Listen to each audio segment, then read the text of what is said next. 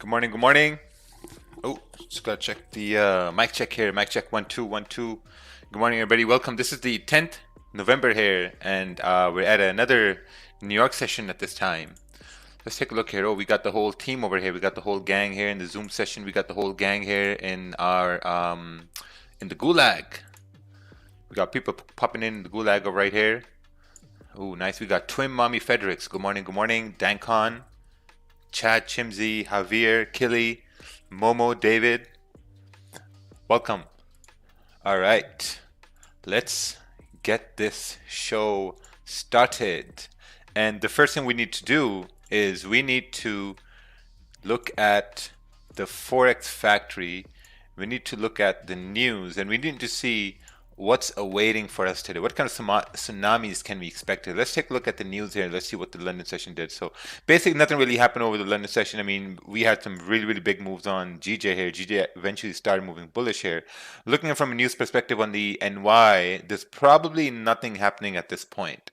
So, all right, let's take a look at GPJPY over here.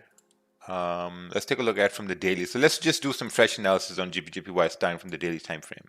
Now, looking at GPJPY, if you look at the daily, daily's candle is entering a rejection area, which is at 139,900. Right now, we're hovering at 139,600, so we're going to keep an eye on that. Looking at the 4-hour time frame, 4-hour, I think this was a really good opportunity down over here, because on the 4-hour, basically what happened was made a high, came down, candle closed bullish. I was about to take a buy at this area before going to sleep, but I was like, yeah, you know what? Let's just let it be.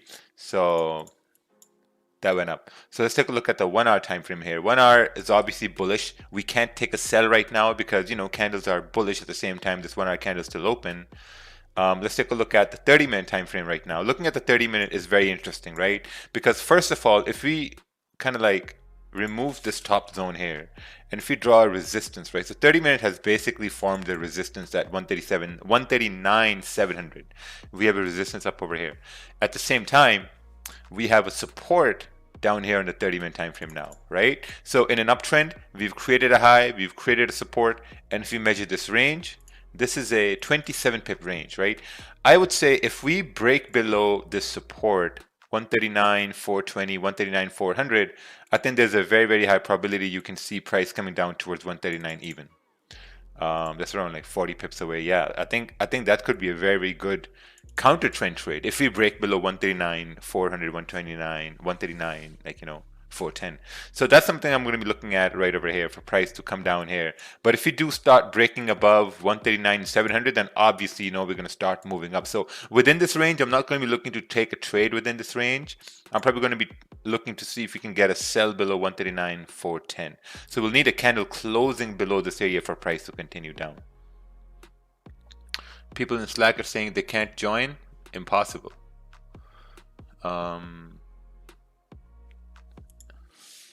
Oh.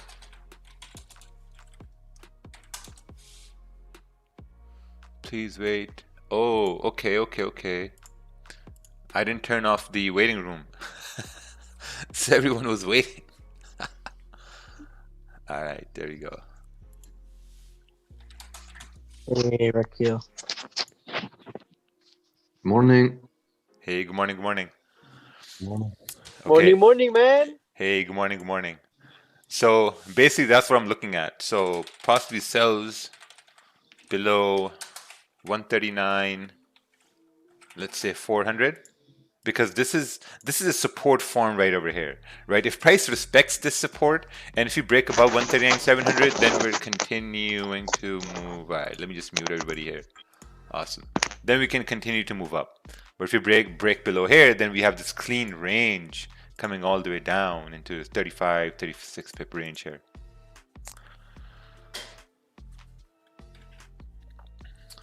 For people joining late, it was my mistake. I had the waiting room open, so when you joined, it put you in the waiting room. So that's why you couldn't come in. Oh, look at that. Look at these levels on gold, man. Drew this level on the 5-minute here earlier on gold. On the 5-minute right over here, and price tapped into it and then just rejected it straight up. So let's take a look at the daily on gold here and let's see what's going on. Daily is bouncing off this level, just like we indicated yesterday, 1850. We're bouncing off of this level over here. Let's take a look on the 4-hour here now. Looking at the 4-hour, we basically created some sort of a resistance at 1882, and then we kind of like rejected it, tried to go down. So this 4-hour candle is still open right now. Looking on the 1-hour time frame, 1-hour also created like a resistance at this point, right? We had a resistance here. At the same time, we had some sort of support down here at 1880. Boom. Got support at 1880. 30-minute time frame is still like this. So if we form some sort of a rejection around 1880, then we can continue down to retest this low at 1868. Right here. Right? So this is very, very clean market structure. This is the kind of market structure you should really look towards. Like clean market structure makes sense. Like looking at GJ here also makes sense. I mean, if price, there's no bias at this point on GJ because there's a resistance formed on 30-minute time frame. So you'll need price to kind of like break below or break out to go up. Mentorship giveaway today. The only thing we're going to give away is a kick from the stream. There's no giveaways here. Come on, man. What do people think this is? This is a Sunday market?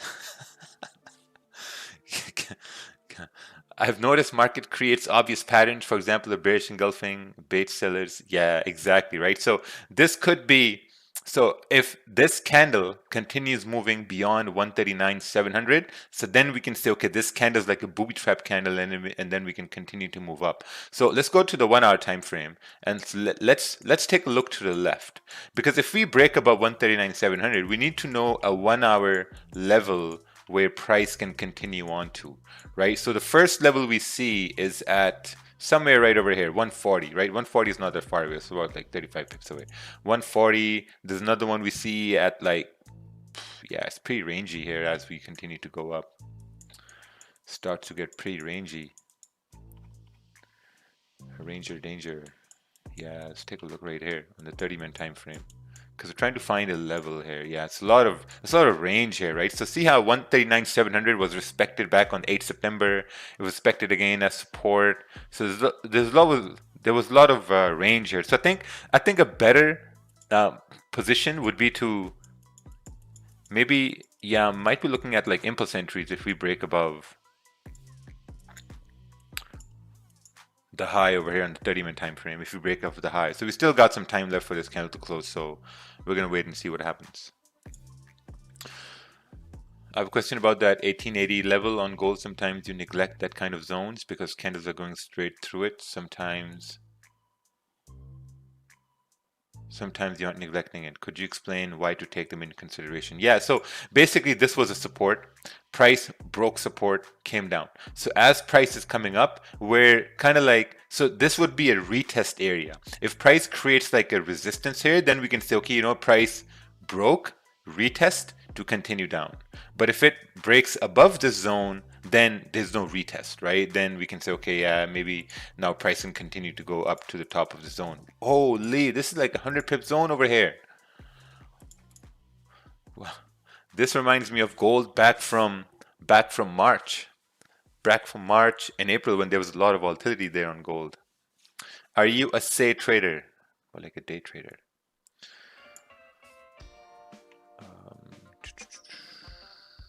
All right, let's take a look at this chart over here. This is a 30-minute chart on GPJPY. Sells below 139,450. I like it. Oh, no trade zone right over here, and buys above 140. I think if we do come above, you know, 139,730, we can continue moving up, right? But you're right. Like sells below 139, this area right here would make much more sense. Can you break down your gold trade? Yes, I posted it in the Slack London session, Luke. If you go over there, I broke that trade down in that. So you can watch the whole video. How do we win the Magic Keys giveaway? I don't know if there's a Magic Keys giveaway. This candle closed bullish. Okay, I had a bullish candle close. Entry when the next 30-minute candle open. Put my buy below the previous candle. I close half position. Yeah, that's good. I think you should have waited for some sort of a support to form. Because one mistake guys are gonna make all the time is like buying the highs, right? You can't buy the high. If this candle is moving bullish, and if you look at the size of this candle, this is a 22 pip candle. You cannot take a buy when this candle closes, right? You have to wait for price to create a support. If price is moving up, you have to wait for price to create a support. If you don't wait, you will pay the market. But if you wait, man, market is going to pay you over and over and over again. Would you recommend to trade pairs like gold? Yeah, sure. But the thing about gold is you need to have a lot of experience trading and reading price action because gold moves really, really, really fast. I mean, look at this candle right here, this 30-minute candle. This is like an 86 candle. That's huge, 86 pips. That's pretty big. So you need a lot of experience trading gold because gold is very, very volatile. It has a lot of volume. So like, and also like there are a lot of variables that affect gold as well. So at this time, you just gotta wait to see if you form some sort of a resistance or if you break the slow to continue down and whatnot.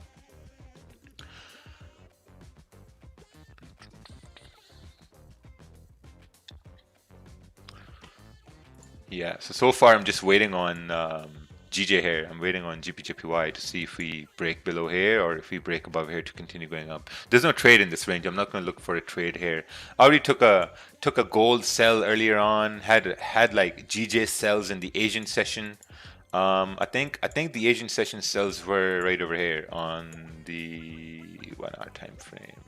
Yeah, I think it was right after this candle, somewhere over here, right after this candle came down, was targeting this support right over here. So if we would have broken this support, then we would have continued to move down. Same thing's happening right over here on the 30-minute time frame. We're creating a support. If we break the support, we're going to continue down. If not, then we're going to see what happens. All right, let's take a look at this chart over here. This chart is a GJ 30-minute chart, 20-cent lot. As price broke out of the range, closed 50% right over here at 9 pips. Oh wow, 36 pips, beautiful, man. That was a pretty good trade there. Held the runner as well, 36 pips, done for the day.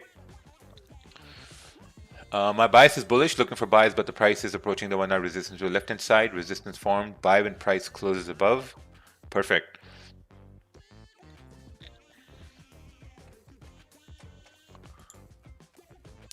Perfect. And whoever's asking for a giveaway on Magic Keys, man, think about it. Magic Keys are like $155. They're $155. Sometimes you can get a coupon code.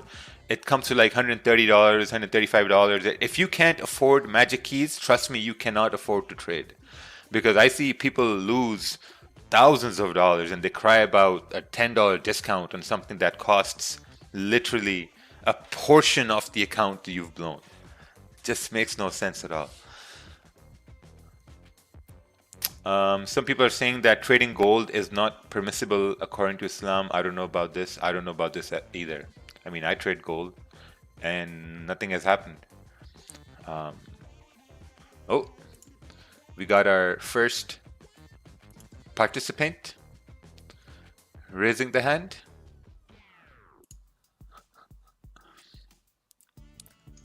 Morning. Hey, good morning. What are we cooking today? What are we cooking today?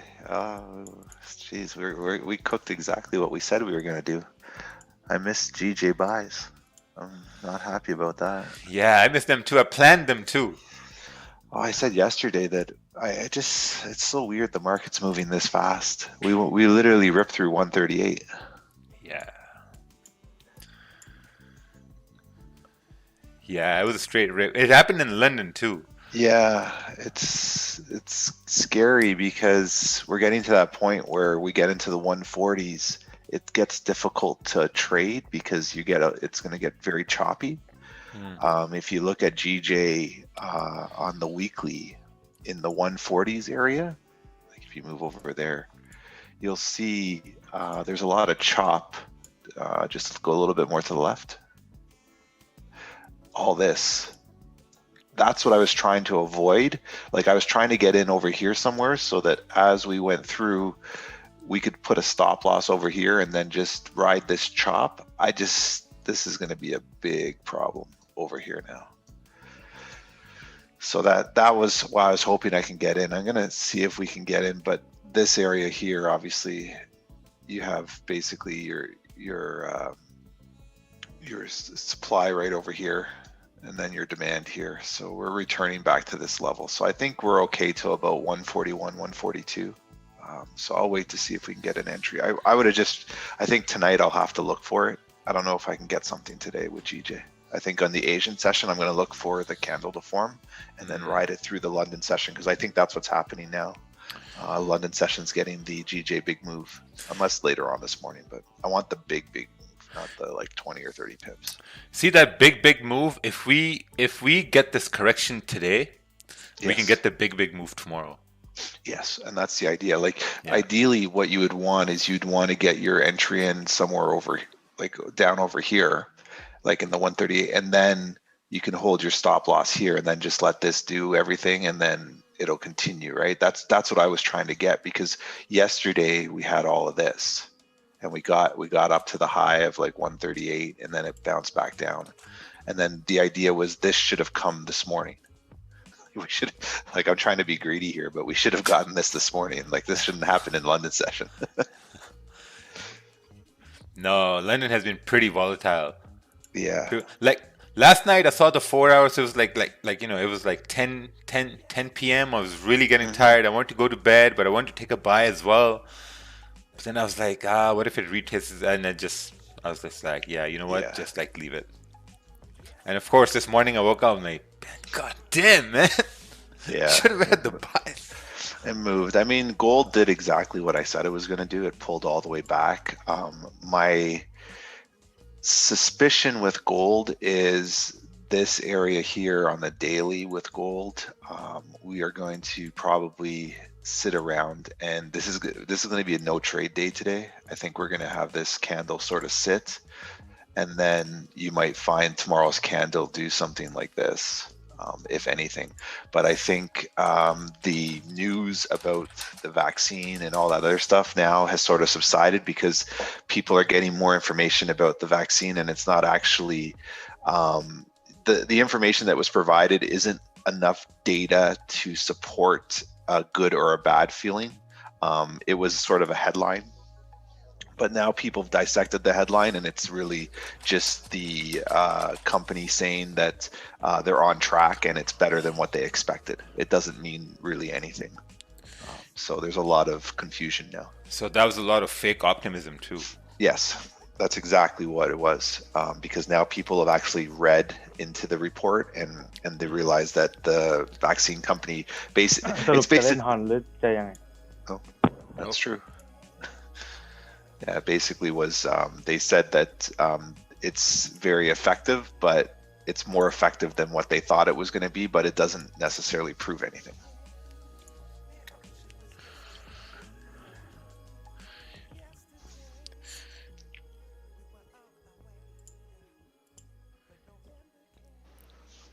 Man, once this comes down, then that's true. We could correct this move up. See, I was trying to find what made this go up. Was it just optimism going into the next day? Not sure. I think it was just carryover, to be honest. From the last day, because I mean, you saw gold rip down too, and it's starting to rip again. For me personally, there's a lot of range. So to be honest, if we get down to 1870, maybe I'll start looking at sells. But anywhere between 1870 and where we are now, there's really no trade for me. I won't be looking to take buys with gold. That doesn't make sense to me. I would rather wait for the actual sell opportunity and then have the trend continue through. Where we sell GJ? I'm just going to ignore that question.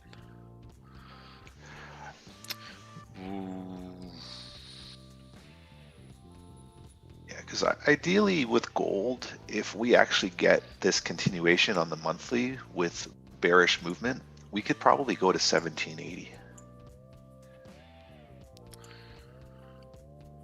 So if you go to the monthly chart on gold, you'll see what I see. You could probably fill this whole area here. because this is my thought process is we're getting all these rejections, right? So these wicks keep getting lower. This one sort of pulled back because we had the initial drop. I mean, we're still early in the month, right? So we're, at month like the 10th of November, right? So you still got basically, 15 days left essentially of trading. You might find that if this starts to dip, this whole area here gets filled, and then essentially this candle now gets corrected if we do get that drop. So I mean, for people that are looking on the higher time frames to swing, if we get a drop below this area here, you could probably swing that all the way into 1780 and then have it top out here. Ideally, you're going to run into traffic about over here, but I think if we do get that drop, it's going to be very, very nice all the way through. So if people are looking at swing trades or higher time frame trades, that's sort of the idea that you would maybe look at is once gold starts to dip on the higher time frames, that you have an opportunity to correct this whole candle on the bullish side going down.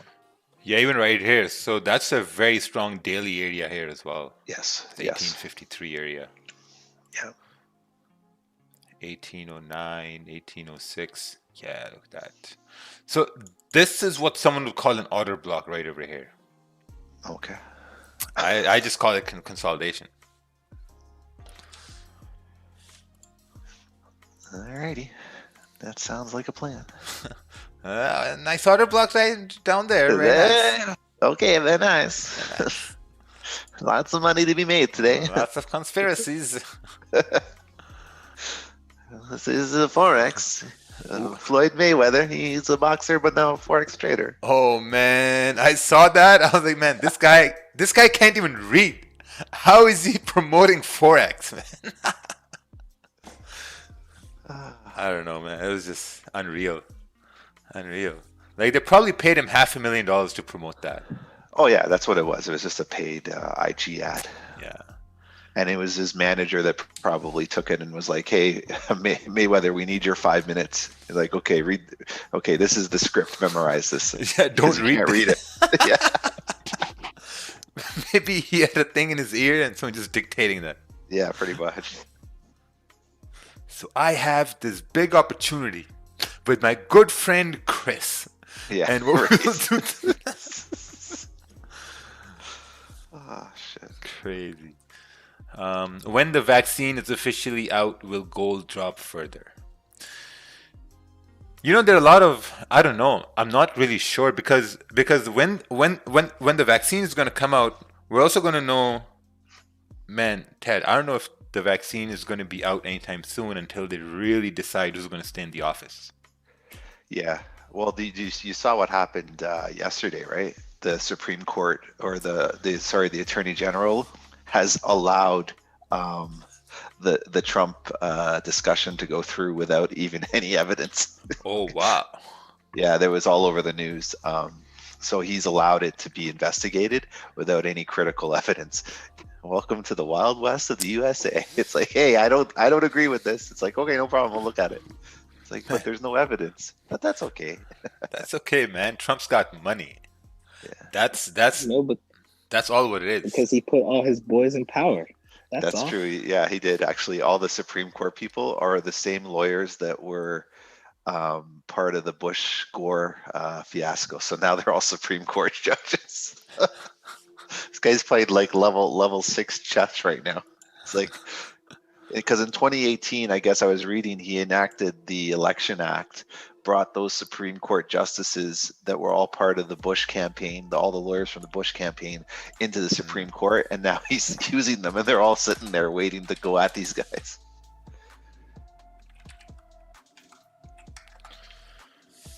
It's going to be very interesting. But we shall see. Yeah, we shall see what happens in 2020. Jumanji 2.0. Yes. With The Rock and Kevin Hart. Well, I mean, we laugh about it, but then if you look at the narrative with gold, if it is true, so right now gold's dumping. If it is true and Trump gets his way, gold's going to fly right to the moon, because that's going to essentially ruin the U.S. No country will like, I mean, there'll probably be a spike, but the narrative will be your country is so big and so powerful and so corrupt, and now it's been officially, I guess, written down, or it's official that you're corrupt because you actually went to the Supreme Court and there was a scandal in your elections, and it's like 300 million people, and this is a scandal now, so it will ruin the U.S. essentially credibility wise.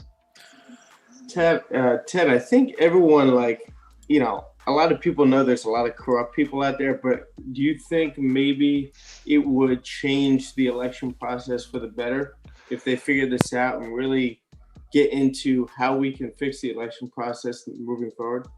Yeah, well, I mean, that's a utopian view.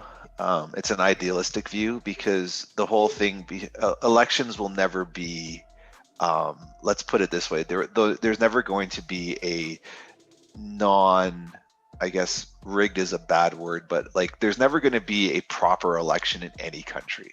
There's too much influence by people that have versus people who do not have. Obviously you have lobbyists, you have people that make donations, but there's always an influence, right? I look at elections, if you in high school when you had you had your student council elections, right? If you look at how the student council elections were run, this is how elections are run now as an adult. Like, a lot of things that you do in school just transpose over to the adult world, but it's just not as obvious, or people just fail to realize it. Like in high school, the most popular kid got voted at student elections. It wasn't always the one that had the right ideas or actually wanted to make a difference. It was just like the most popular kid, or the guy that had the best presentation video or something like that, or did the craziest dance on the stage. There was never any real justification about it. And everyone in high school is like, well, I'm gonna bring candy to the cafeteria, or I'm gonna make sure we have soda machines all over the hall so that you can get your soda anytime you want. Like, it was just outlandish claims. And I mean, now you look at elections as an adult, it's the same thing. People just say, well, we're going to do this, we're going to do that. It's like, how are you going to do that in 4 years or 3 years? It's impossible. So I think, having that election reform will be good. But once again, it's the people that are in power you have to get rid of. It's not necessarily the process. It's the people that are running the process that are the problem. Right. I mean, you can reform it all you want, but you're just going to have somebody say, well, I don't really care, I'm just going to do it anyways. Also, if you look at this election, obviously so much is involved, but also, we got coronavirus going on. They were advocating for these mail-in ballots so hard all year long.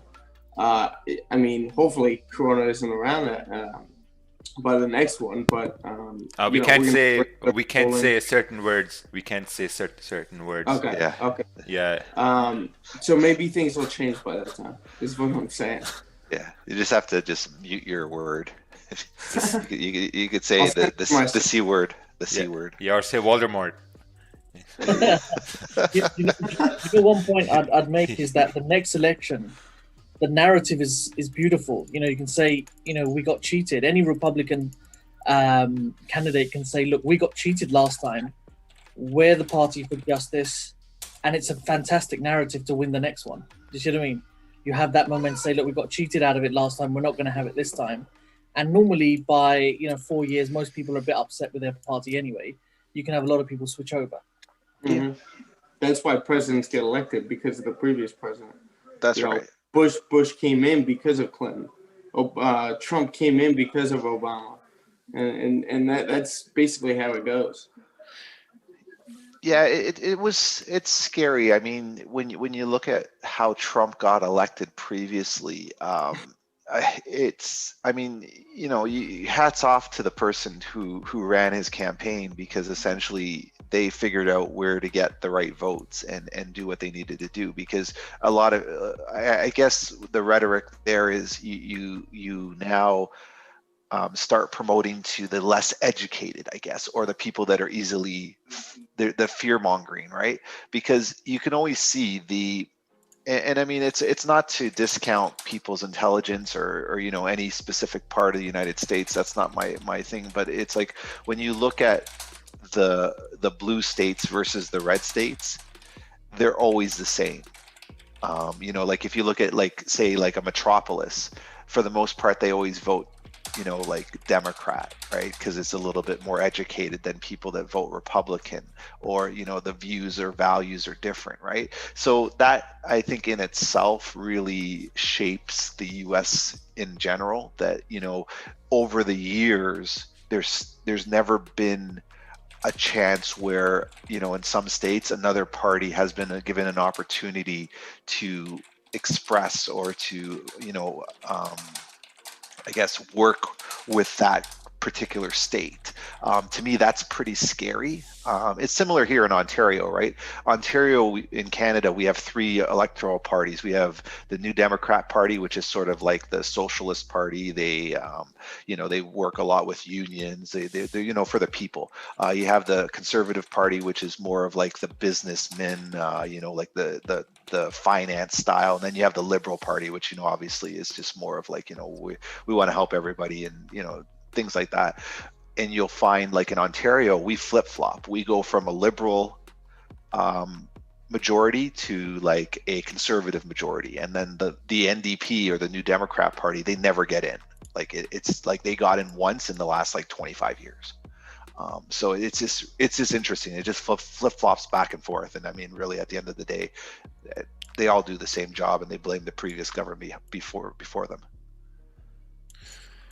Like, if one person wins, the other says, "Oh yeah, there was there was rigging. This happened, that happened." And if the other one wins, they say the same thing. And I mean, every time, whenever there's elections, before elections, we have these big movements happen or riots happen, or it's all the same. Like even back home in Pakistan, exactly the same thing. That's why I just laughed. Like when Trump lost, I laughed. I'm like, all right, this is gonna go to courts. Because back, like in my country, it happened the same thing. Like a popular party won. This guy came in to bring change, just like Trump. And man, there was a big problem. Like, oh no, we don't want him. He doesn't know about anything about politics and this and that. Same thing happened with Trump. Trump came in. Everyone's like, oh yeah, he's an apprentice guy. What does he know about politics? This whole election was so predictable. Like months ago, what was about to happen. Yeah, I don't think it was predictable. I think it was shocking that Trump lost. But well, that part was definitely a little shocking. But the fact that he's going to claim that all these mail-in ballots, which obviously it's a shit show, having mass mail-in ballots, it's a shit show on a low scale, let alone a major presidential election. So, he was saying it from the beginning, like, there's no way this is going to happen. Now it's actually happening. Hopefully he can prove it in court if he can, but if he can't, he's going to have to concede. Yeah. I think the biggest challenge with politics in general is I really don't think political parties or political leaders should be allowed to make decisions that impact the current country. I think what you should have is you should have a steady group of people that are there for, say, 15 or 20 years that do a longer term vision for the country. Because all that happens, I mean, a perfect example is, say, in Toronto, we have like horrible transit, right? You have elected officials that come in for 4-year terms that have all these grand ideas for like a 20-year vision, and they never get completed because you have the next group of people that come in the next term saying, well, that idea is stupid. We're doing this idea now. So all the effort and work that was done previously by the other group now has been dismantled, and now this group is presenting a new idea. And you go on and on for, a decade of just posturing back and forth, whereas you almost need a maybe unbiased as much as you can get group of people that come from different parts of maybe political stripes, things of that nature, to sit down, and that's like a task force where they continue the project, right? Where, you know, like they ultimately say that this makes the most beneficial sense for the country or for the particular region that you're living in. I think that's the biggest issue with politics right now, because everybody promises the moon, they get voted in, and then you realize they can't change anything in 3 or 4 years. Change takes a long time. It doesn't take 1 term or 2 terms, like, you know, in the United States and stuff like that. So I think that's sort of where we fall off, because now in the world, a lot of things require a lot more discussion, a lot more talk, and, you know, populations are bigger, there's more things to factor. Whereas, you know, in earlier times, you know, you build a bridge, right? Like, you needed to build it. Now it's like you have a lot more considerations other than just building a bridge. That's why I don't agree. Obviously, we have an election every 4 years, but the fact that we're in so much turmoil right now, you know, we're in the middle of a pandemic, everything going on right now, like, it's hard to change leadership in a time like that. You know, you got the task force in place, and you want to have a radical change in the middle of all that. You know, that's not too good. Think about like an NFL team. You know, they're right on the brink of having a successful season. Maybe they draft a franchise quarterback, then all of a sudden you change leadership, change the playbook, change everything. It just brings them right back to square one after the year of them being in the system. So there's too much turmoil to change leadership right now. That's just what I believe. Yeah. I mean, at the end of the day, you just sort of work the best for yourself and take care of your family and people you care about, and just live life. I mean, people that worry about politics and live and die by it, I just think that it's ridiculous. Like, I hear people get into fights and arguments, and it's like, I get people DMing me, you know, Trump's this, Trump's that, Biden's this, Biden's that. It's like, it is what it is. I mean, you know what, you can have, I think people's political views should never trump or never get into the point where you get emotional about it. Like, you should never ever get into a fight with somebody where you're emotional about a political view. It's just, the weirdest thing. Same thing with religion. You know, people always say you know, the 2 things you don't talk about at a dinner table is politics and religion. It's because people get so heated, and you know, deep down inside, if you think about it logically, you're not going to impact either one of those. You're not going to impact politics, you're not going to impact religion. So, you know, it's great to have a discussion, but you should never get heated. You should just say, okay, you know, that's your viewpoint, and I appreciate that, and you just move on. But to people who get really heated or, you know, passionate about those 2 topics to the point that, you know, they're extremists, you got to get your head checked, because it just doesn't make any sense. That's like yelling at grass to make it grow faster. Like, it's not going to happen. Like, just you know, let it do its thing. Yeah, that's a big thing, talking about politics on the dinner table, like on holidays, like, things like that. So people looking at gold shorts here on the 15-minute time frame, don't take it on the 15-minute time frame. Because I know guys entered sells when this candle closes bearish. Just don't, because you have to wait for the 30. Because, like, look, this is the 30-minute rejection area. You need to wait for a rejection to show up right over here, and then you can get gold sells coming down. But at this point, no, just gotta wait.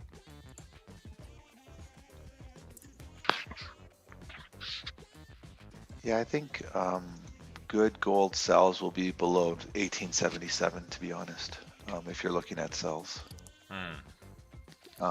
you need to go back deeper into that higher time frame zone. But you're right. Ultimately, to be honest, with gold, I wouldn't be looking for sells until we get to like 1871. Yeah, break below 1877, 1871, yeah, 1868.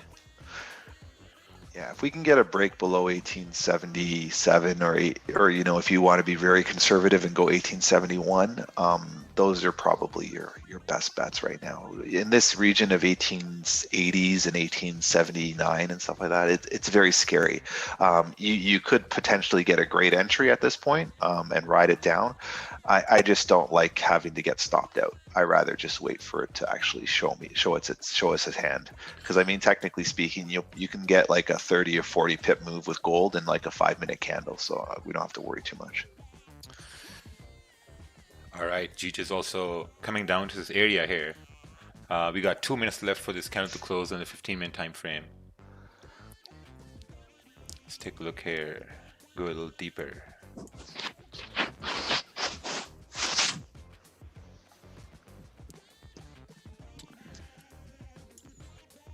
Yeah, I guess so. If this 15-minute candle closes with a wick and the next one breaks the low, I think we can continue down here. It should be a pretty good move here. Coming down back to at least 139.200, 18 pip move here. Any stuff in the database regarding the waiting area? I might be trading in waiting, facing some losses. Well, Muhammad Zama Khan, Mubashir, it's ranging. It's ranging right over here. So you can't take a trade in a range. I mean, we have stuff outlined here in the chart. Buys above 139.700 and sells below 139.400 because we got clean traffic here to left hand side. That's it. You just got to wait. If you're going to take a trade in the waiting area, that means you're being impatient. You want to be in the trade. You want to make money ASAP. And trust me, if you're coming here to make money, it's not going to work here for you. If you're coming here to get good analysis and to see if your analysis work, money is a byproduct of that. You know, and that takes time. That takes the longest amount of time. You know, so look, we got like 45 seconds left over here.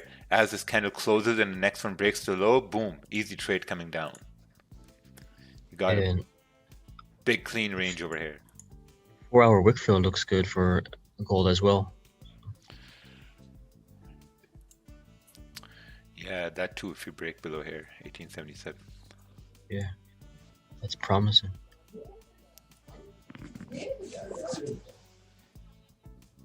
And if we break the low, where would your stops would be?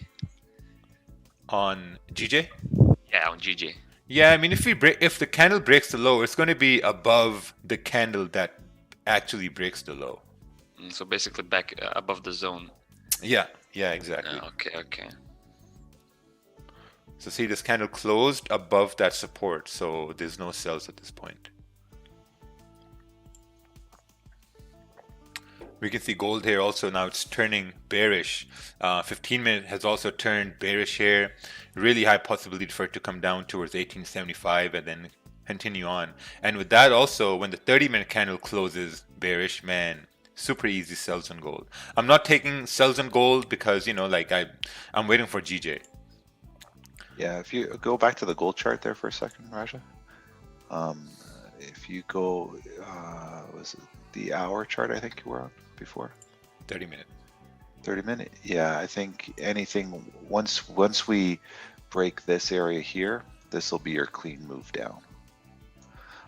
So if you're waiting for gold sells, I think if we get below this area here, you might have a clean drop right into this area here. So wait for this candle to form. Like I said, people got in early. Obviously your stop has to be above this area here. For me personally, I can wait because once again, when you're telling the story with gold, we look at the daily candle. The daily candle is still relatively bullish. We see that there's a daily wick to be filled at 1870 to 1855. So that's really what I'm targeting my idea at, because I think that's going to be the easiest play for me in terms of just having that wick to be filled. I don't want to fight a candle that's bouncing between bullish and bearish on the daily. I rather just wait to see we get a wick getting filled, and it might take a day. Let today's candle be the breather, and then tomorrow's candle move where it needs to go. But I mean, like I said, anything below 1870, I'll take a serious look. Right now, we're still in that sort of weird area, to be honest. But if you're in and you believe in sells, I mean, manage your trade accordingly.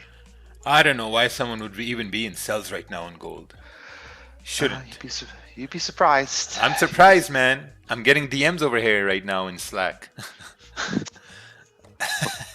It's just, like when you think about the story, like this is the reason why I don't necessarily agree with sells yet, is because we had a huge sell-off yesterday, $100 sell-off. There's no way that we're going to do another $100 sell-off today. And I think a lot of profit taking happened, and it is happening right now. So that's where we're getting this range. And to be honest, this candle on the daily is the candle that crushes people's accounts. Everybody made a ton of money yesterday, and today's candle is the candle that destroys you, because it'll drop like 15 pips and then it'll go back up 20 pips, and then it'll drop 15 pips to go back up 20 pips, and then you'll find tomorrow's candle will be a nice clean move either to the downside or further back up. So like I just like to wait a bit after we've seen a big move like this. For me, it's just one of those things. Just be patient. You'll get what you need. If you map out your trade from 1870, you can get 1870 to 1859, and then eventually to 1854, and then fill all the way to 1850. There's a lot of money to be made in that spot. Like, trying to catch at 1878 just to be a hero, not my cup of tea. I need a hero. Riding on the executed chart sent before, it worked out well. I'm finding waiting for the candles to break the high of the low previous candle entered was good. Let's take a look at this chart. Someone had a winning trade over here. Oh, look at this. Broke the high on your JPY. Price continued up. See, when I was looking at your JPY, I was looking at it from a perspective of, okay, we came down, made a low, we're coming up. Essentially, this is a range. So maybe creating like a minor resistance to come down. But if you got this, that's very, very well done. But right now, just waiting for GJ to come down to break this low, 139, 384, 385. Gonna have like a 12, 13 pip stop, and eventually we can continue down towards 139, 200.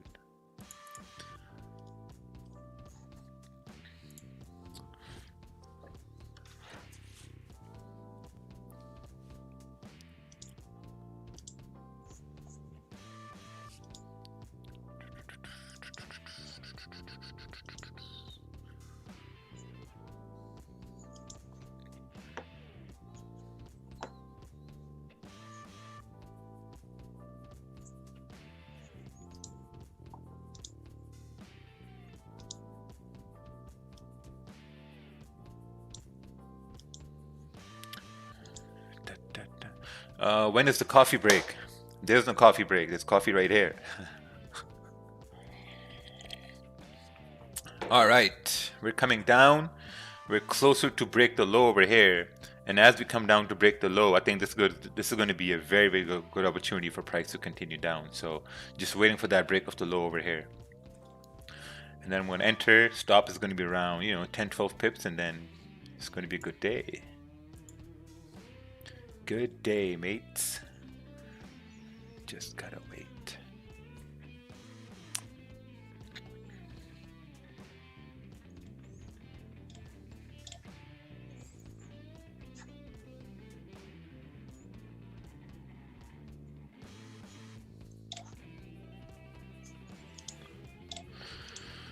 Hey, Roger, where should I put gold TP? I am doing sells.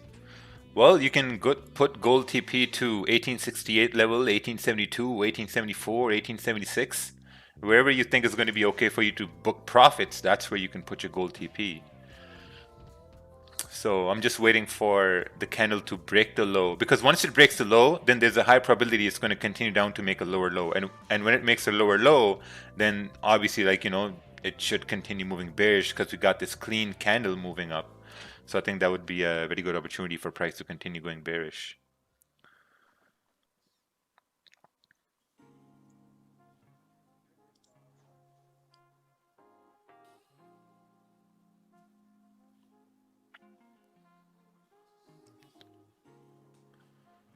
Just a little bit more. Oh, there we go. We've broken the low right there. Entering a impulse entry right at this point as it broke the low. TP is around 139, 200. Stop loss is above this current candle, and yeah, that's it.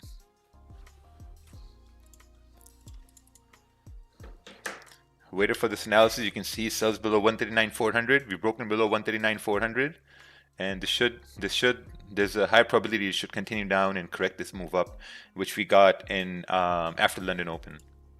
Looking at gold, gold is also about to close bearish. Still 7 minutes left. So yeah, now we'll see how this ends up. Now, if let's say, right, so if you look on the 15-minute, oh, so this is the 15-minute candle. If this 15-minute candle closes above 139,420, then I'm going to be closing 50% of my position, like, you know, kind of like managing risk at that point. But if it continues down, then obviously, you know, it's going to be a very good trade for it to continue down.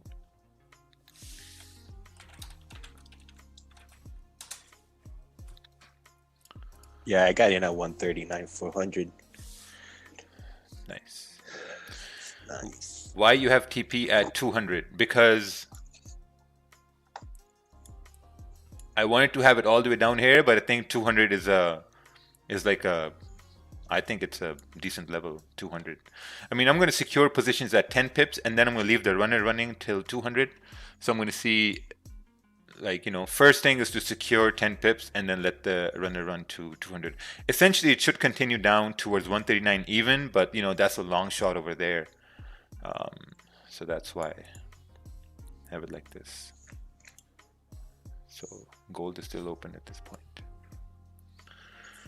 Your trading is so simple, but actually very difficult. It requires a lot of discipline and accuracy. I salute you. No, it's actually not that difficult. It requires a lot of patience. Most people don't have patience.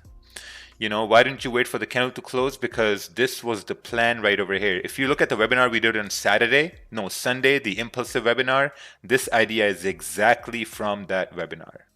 That price went up, creates a support. If price rejects this support, there's a possibility for price to continue going up. But if we break the support, then it's a possibility to have a correction, just like the correction we're having right now here a little bit. So, so far it should be up here a little bit around, like, you know, up at like 4 pips over here, 4 pips, 5 pips. So still got a long way to go over here. So we're just going to wait to see how this candle starts to close.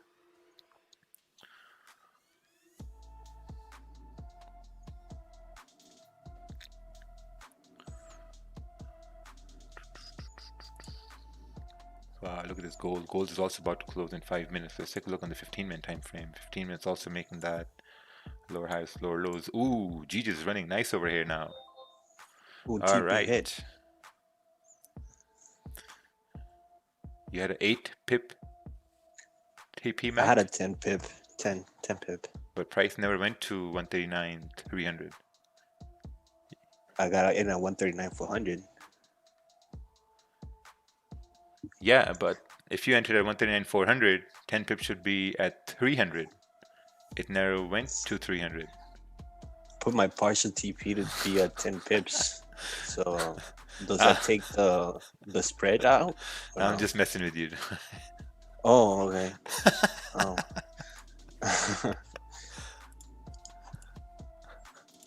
Damn, I didn't even see. I was reversing. Okay. Yeah. Yeah, see this? Yeah, it's retesting. The 30-minute, if it closes above 139, 430, 440, that's where I'm just going to close 50%, and then I'm going to let the rest run.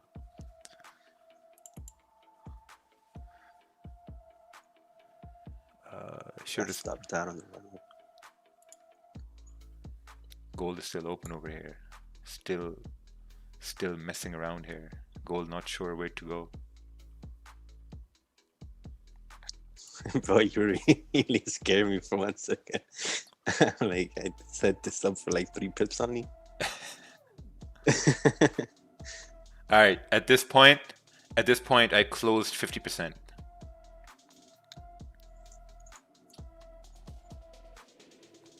Yeah, right over here, I closed 50% right over here because it retraced way too much. You know, now if it closes above 139, 420, 430, then I'm just going to close my entire position.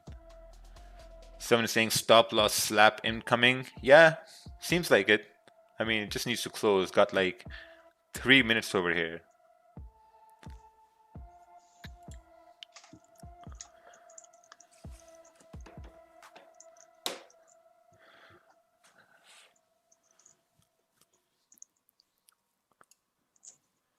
Your JPY is also in a range over here.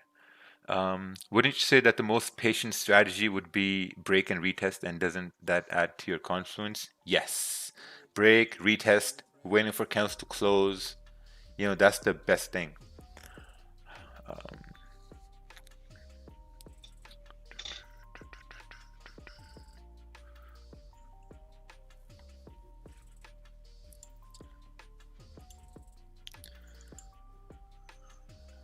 Let's take a look at news.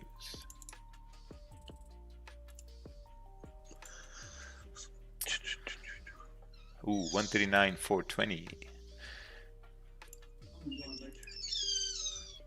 Morning.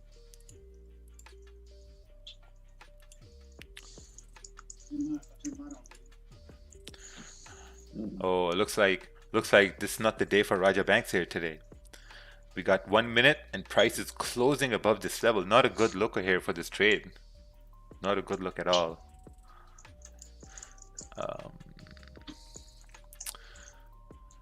Buy at support, sell at resistance with confirmations. It's not hard. It's just between the ears that makes it hard. Yes. Overthinking. One good strategy I use when it comes to risk management is that sometimes, like, you know, when you enter a trade and trade goes in a drawdown, and sometimes, you know, people get scared, and once you get scared, you're more prone to closing your entire trade. And then once you find that once you've closed your entire trade, price starts to go in your favor. So whenever you get scared, just close 50%.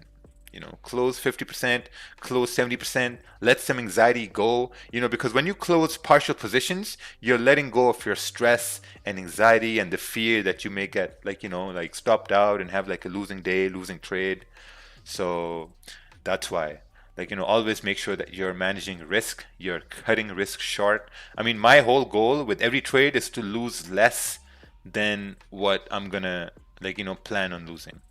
So in this trade, I think my expected loss was about like $1,500. Yeah, 1,500, and now I've reduced that to around 800. Yeah, man, from 1,500 to 800. That's pretty good. Pretty good odds. I call it cry management. Yeah. Yeah, you close your losses while crying.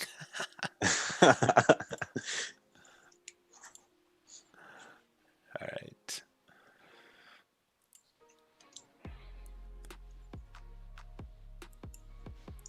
All right, 15-minute candle closed below this level. Beautiful, beautiful. Very nice position to be in.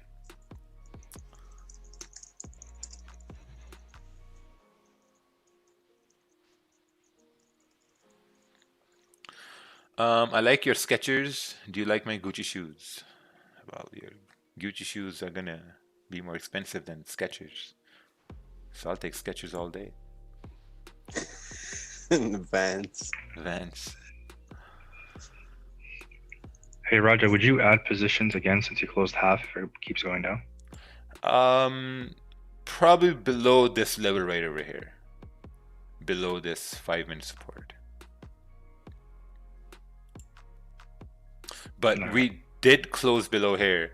So now we should stay below 139, 420 and then continue down to fill this wick and essentially then continue down towards 139, 200. This is also the 30-minute candle close. Let's take a look at the 30-minute candle close on gold. See, it closed bullish, so there's no confirmations for gold to go down. But one thing important on gold is that you have big body candle. Big body candle means lots of volume. Then you got a candle becoming smaller, less volume, way smaller. So this is now giving you some sort of signs that price may start to go down. So once we break below in the 30-minute, then we can maybe look to see for price to go down. And if you look at GJ here, we're now continuing bearish just like we expected. Must be coming closer to, like, you know, 10 pip gain over here, something like that. So I just closed my partials here. Oh, beautiful. Nice, nice. A lot of bells ringing. Ding ding. Ding ding. What time zone is that? Yes. Should be coming down. Downtown. Figure I'll help you guys out of it. You drew that? Yep. I draw that and then stuff happens. Put some color in it. Put some color in it. I'll push the button. Push it. Ooh, look at that. Look at that puppy go. Go and retrace.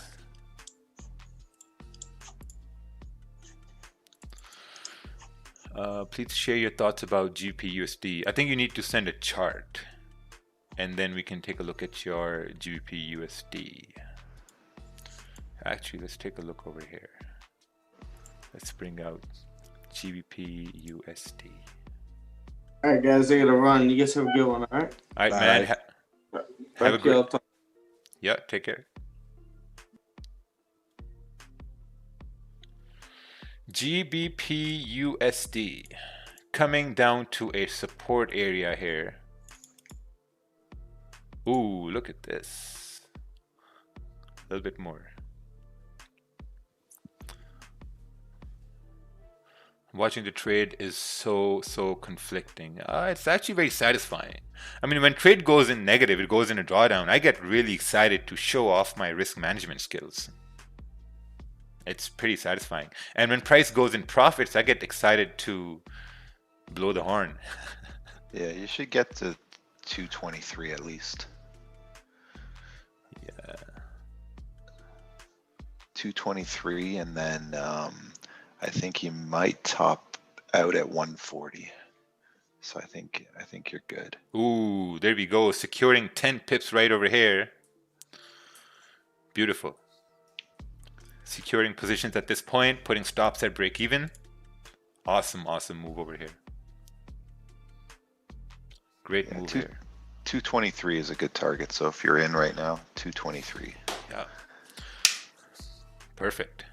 I hope the Gulag also won this trade. If you guys won the trade, hit a W there in the chat. I mean, we talked. Oh, we're doing that? Yeah, put a W. Oh, somebody. W. Yeah, W. You are not playing your horn. No, I'm gonna play the horn once we get to like a little bit lower over here.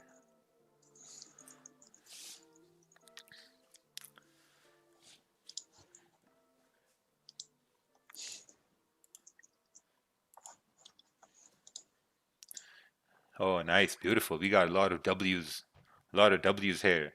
See this? With confidence, with confidence, planned the trade, didn't take the trade in the waiting area because price was consolidating, had to wait for a breakdown here, price broke the low, and then managed risk once we started going above over here, but essentially we closed below this area, then the probability was price to come down more, secured profits, put stops at break even and letting the rest run. So welcome all the gulaggers and the refugees. Refugees, yeah. One other thing that really helps people come to the stream and really make free money is when people like the stream. There's a thumbs up. Give a thumbs up on the stream because it really helps new traders to come on here, learn about discipline, and learn about risk management, technical analysis. Your JPY is also turning bearish here now. We're closing below this area. So I think with volume coming in with NY open, we can possibly continue bearish on your JPY. I don't know. We'll have to break the support down over here.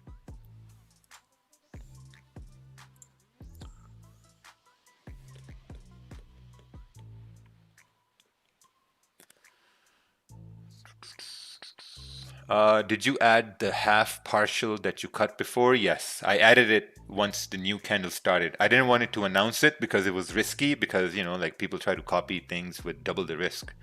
So that's why I didn't announce it. But the main thing was a secured positions, put stops at break even. And even if it comes up to hit at break even, that's totally fine.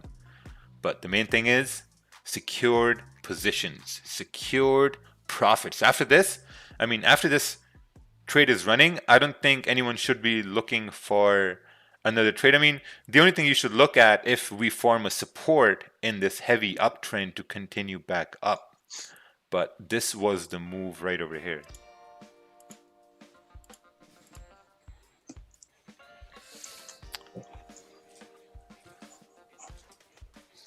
Just this morning, I was having a conversation with somebody, and they were saying, "Oh, hey, you always lose on the live stream." We were just laughing it off. We're like, yeah. So you see this shirt? This shirt says, "I believe in myself." You have to believe. Oh, wow. Yeah, you guys can read this. It says, "I believe in myself." You have to believe in yourself. Some people take it the wrong way. Some people take it as believing in yourself as if, oh, yeah, every opportunity I'm going to execute on it because I believe in myself. No, that's being a total retard. When you're trying to overtrade, you're trying to over risk, that's not believing in yourself. That's believing the stupidity in you.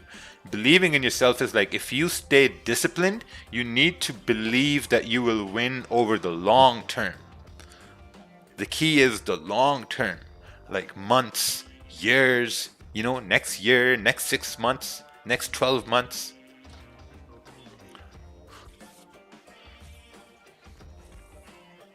You gotta believe. Look at this gold. Gold is still ranging. A lot of waiting here for gold. People who are trading gold, lots of waiting over here. When you were using 50 cent to one lot, did you add positions as it went in your positions, or you were okay with securing 10 pips? I was really okay with securing 10 pips. I wasn't thinking about adding positions because to me back then adding positions was a little bit risky, right? So I really had to practice. Like if I was winning a trade and if price went beyond 10 pips, I would always look at that and say that, okay, where could I have entered another position? That's what I would think about all the time. Where could I have entered another position? And then slowly it started to get better and better. I started to see the same things over and over again. And yeah, that's where the confidence came in slowly, but it took time. It took 6 months, 7 months, but it took time.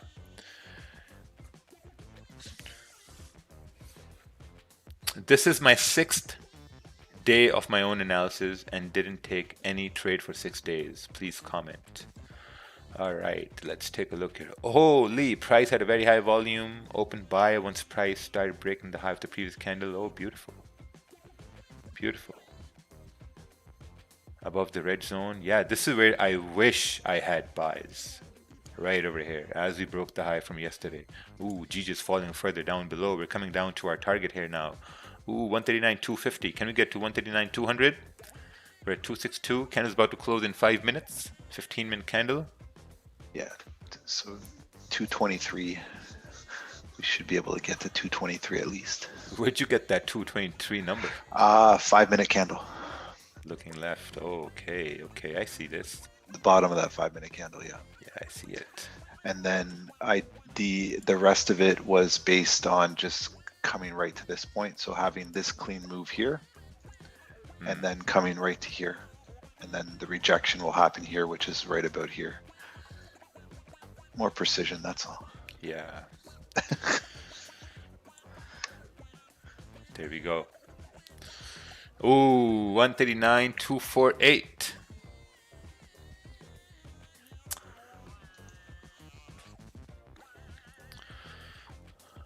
Gold is just grabbing mad liquidity. Gold is treating traders like a rag doll at this point right over here. Some people are in buys, some are in sells. There's no confirmations for neither. Just gotta wait. Oh.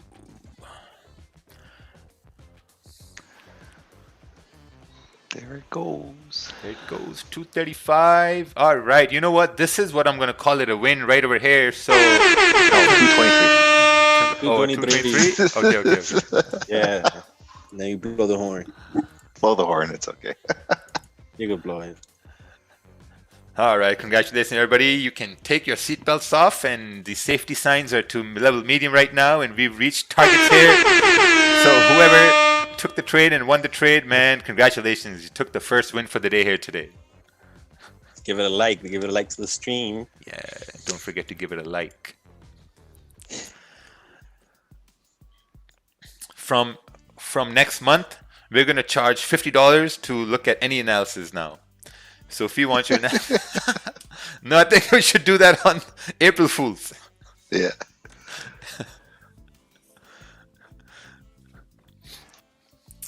All the gulaggers, all the refugees, you all got scammed here today to take a winning trade. So congratulations. The big scammers of New York session have scammed you once again. But if you try to guess on gold, you will really get scammed. You know, I mean, at this point, you gotta wait. Please give me your opinions on this. All right.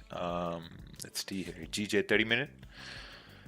Breaking low, waiting for resistance. Okay, because of my no experience, I don't take impulse entries. So I'm waiting for resistance to be formed to go short to 131. Yeah, see, that's a very, very good example of patience here too.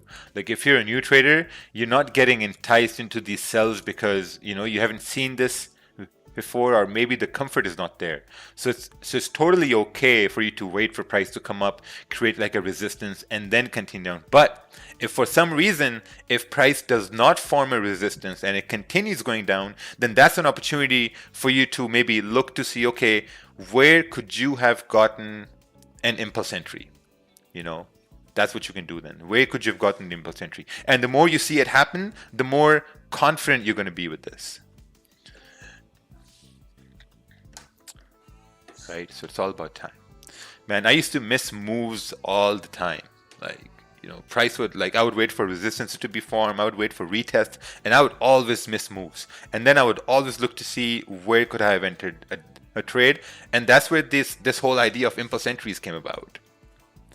You know, by missing moves, missing trades, getting frustrated. You know, a lot of back testing, a lot of testing too. Ooh, looks like if gold breaks this high on the 30-minute and if it closes above 1880, then it may continue back up to 1886 and 1888.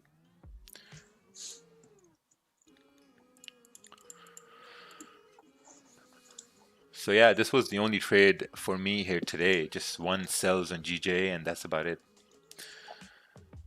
How did you put your zones behind the candles? Because I put the candles first. Just joking. I don't know. I just go to the zone and I draw the zone and it becomes behind the candles. I don't know. Nice transparency, bro. Yeah, you have to make sure they're transparent. Transparent? Yeah. I don't know how to do that. Just right click on it. Where does it say transparent? On your zones, on the zones. On settings.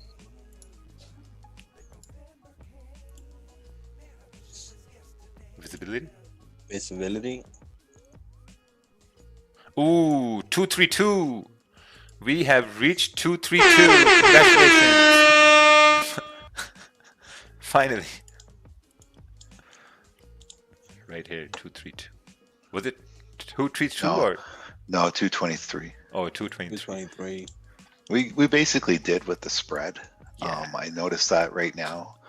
We hit like, I would say, yeah, almost 230 around there. It's close. On the 5-minute candle, you can sort of see. Yeah.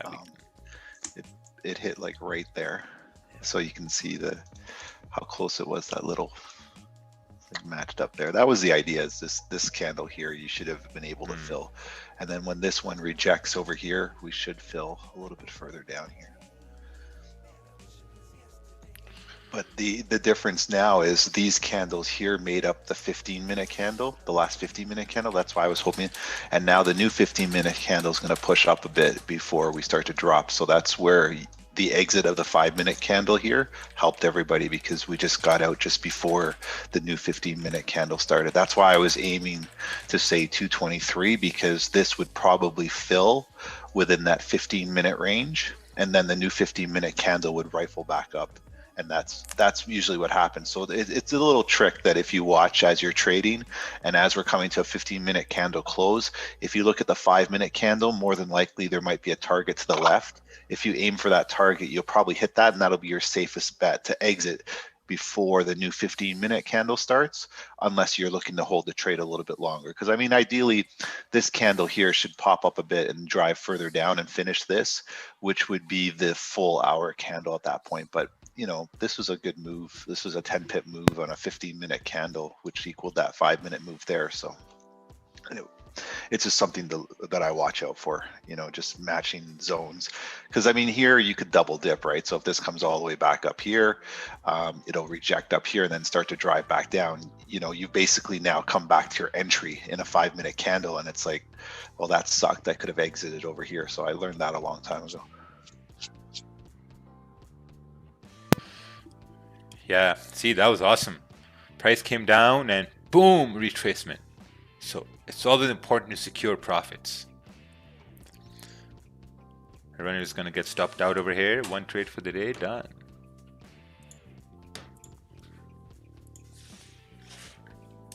Guys, thank you so much for today. Thank you, Rakeel. Thank you, Ted, team. Thank you, Yasser. Take care, bud. I'm up for a run now. Yasser comes on, he makes money, and then he goes away every day. Literally comes on. Thank you. Stay safe, stay strong. Thank you for the money, and done. Well, take care, guys. Enjoy the rest of my day. All right, man. Yours. Take care, mate.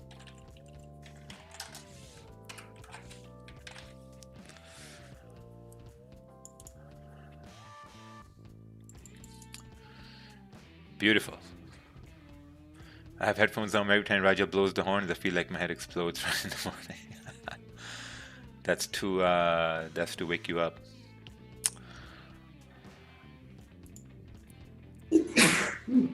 Ooh.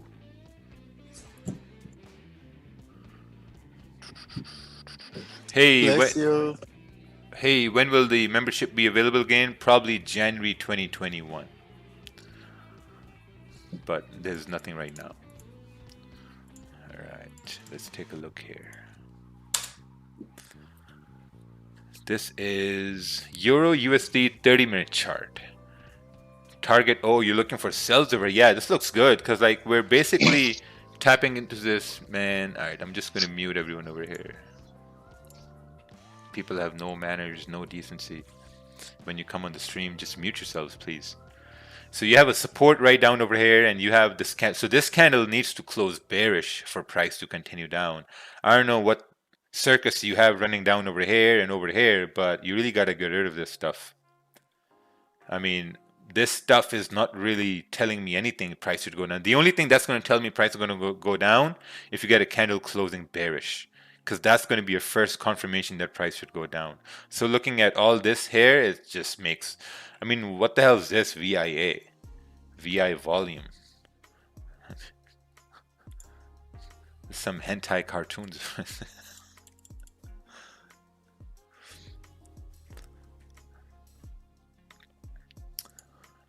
All right, let's take a look at this chart over here.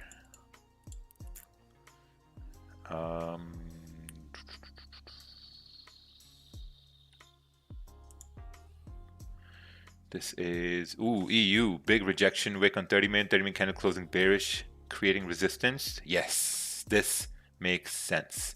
If this candle closes bearish, then we can look at potential sells on your USD.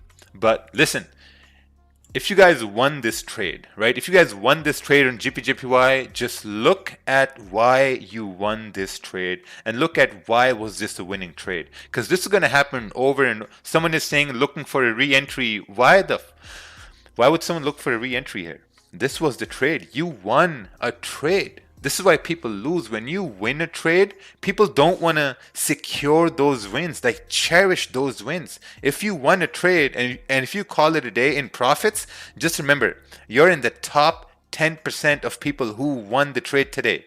You're in the top 10%, right? If you're in profits.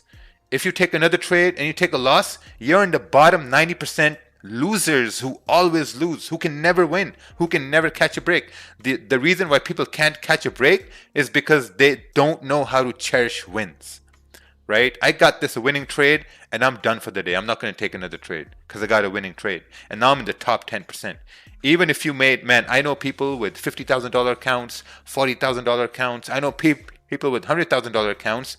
They can't even make $5 profit. They can't. And it's sad. It's not sad because there's greed. They can't even make $5 profit. So if you're on a $100 account and you made $5 profit, man, you're better than that guy, you know, because you're in the top 10% right now. So it's very important. Let's take a look at this chart over here. This is GJ 15-minute chart. Price closed under support. Price broke support. Question for clarity. I'm currently back. I think if you send this chart in the Slack, I'm going to look at it later on because we're doing a live stream and it's really going to be time consuming to read all this. So you really got to cherish your wins. If you don't cherish wins, man, the Slack, I'm going to look at it later on because. Oh, okay. Please turn your radios down when you come on stream. Thank you. And you know me with $60 account, made $1 after losing $3 in London session. Oh, nice. I literally took the same trade like you, but ended up losing because I was greedy. Oh, took 10 pips in buys before the stream. The setup just now was the perfect setup for sells because I've seen so many times where I'm protecting my profits for today. Awesome. Yeah, man, just gotta protect profits, you know, and there are, because like, here's the thing, right? I know on Instagram, social media, some people say, oh yeah, we are scammers and this and that, we fake trades. The thing is, people cannot believe that someone can take a profitable trade and they can call it a day. Because logically, if you think about it, you can take a profitable trade, you call it a day, you won the trade. And when you win a trade, and when you do that every day, it's going to attract good people to you, and then it's going to attract bad people who won't believe it. Then the only reason why they won't believe it because they're not disciplined themselves, you know. And it's actually very easy. You just got to take one trade. Let's take a look at this trade here. Price closed below support, potential wick fill, close 80% at entry. Yeah, beautiful.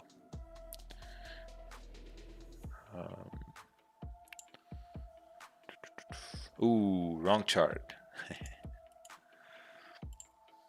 All right, EUR/JPY still continuing up. GU is also rejecting that support down there. So man, the whole day I'm gonna spend to just cherish this amazing sell I had. Amazing sell I had. Now if price comes up, it's in this ranging zone, right? So this is, again, it turns into a waiting area. So if you want to take a buy, you'll have to take a buy above 139.700 for price to continue going up, because this is a ranging area. Nothing to do in this area. Boom, boom, boom, boom, boom. You were selling one of those white monitors. Oh, this monitor right over here? This monitor? Yeah, I still have this monitor. Still got this monitor. If someone wants this monitor, let me know. For $250, you can have this. Retail is like $350. For $250, $225, yeah, you can have this monitor. 200. Nah, $225, $250.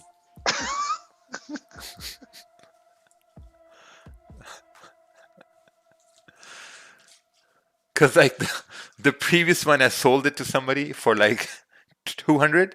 He resold it on Facebook for 250. The guy told me, he's like, hey man, he pulled a Gary V on you. Yeah, and I was so pissed off. I'm like, you asshole, man.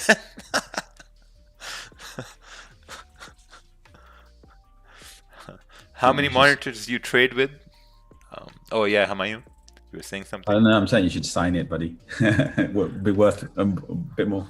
I don't know. Price might go down. Someone might say, "Oh, you signed it, can't buy it anymore."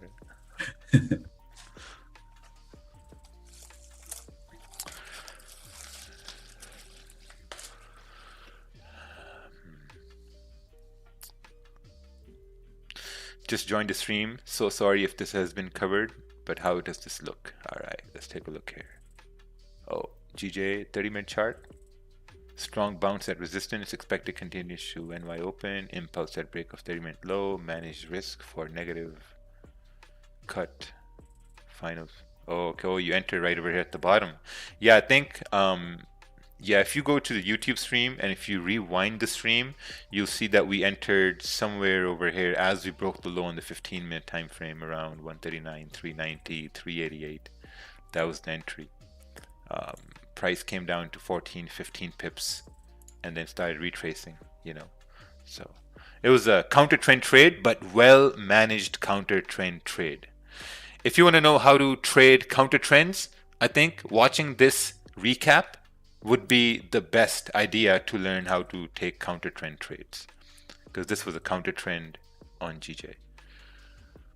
Do you suggest for me to start trading and learn this trading thing because I'm afraid to join and lose money, well, then you can't trade. If you're afraid to lose money, then you cannot trade, because trading requires you having the ability to be okay with losing money. You're basically burning money. You're accepting to burn money. Because here's the thing, once you lose money in trading, you can't call anyone to say, hey, I made a mistake. You can't ask for a refund. You can't have like a 14-day guarantee or something like that. You can't. So it's a very savage industry. You know, some people tell me I'm pretty rude and savage on the streams. Man, trust me, market is even more rude. Market takes your money and doesn't even talk to you.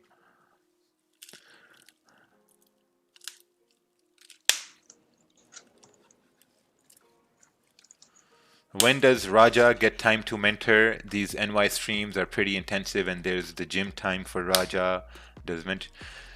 See, the mentorship is left to Rakeel.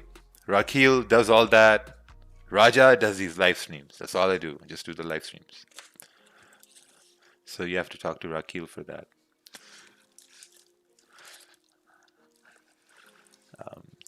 Yeah, so right here we just... Could this be a fake out? I don't know, but what I do know is there could be a buys above 139.700. That's the only thing I know. Buys above 139.700. This could be a fake out if price closes back in and creates support here, but this is like a waiting area. I'm not looking to take a trade in this area. You know, possibly above 139.700 would be a very, very, very, very good idea. So if someone loses their profits of these sells later on in the day, you deserve to lose, and don't come back on the stream again if you lose your profits. Don't bother coming back, because we don't want losers here. We want winners over here. We want people who can be disciplined, who can be proactive about their patience. Which broker do you trade in? I trade in XM, but spread on GJ is around 24 points. Ooh. Yeah, my spread is around like 13, 14 points. Traders Domain is pretty good. Black Bull Markets is pretty good. Is Uncle Ted doing mentorship? Probably a couple $100,000.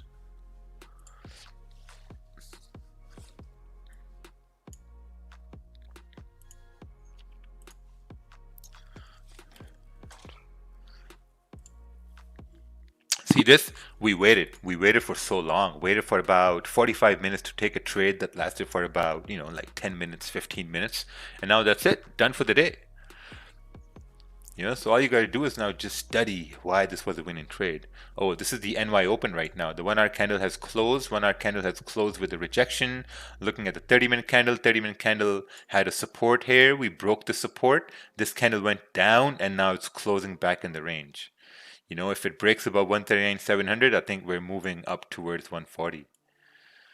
Yeah, I think we can get 140 at that point if you break above 139.700. Hey, Raja, would you say I won the trade if I still close partial in loss for risk management? I know logically I won, but with 1 loss partial and 1 win, love you. Yeah, you still won the trade.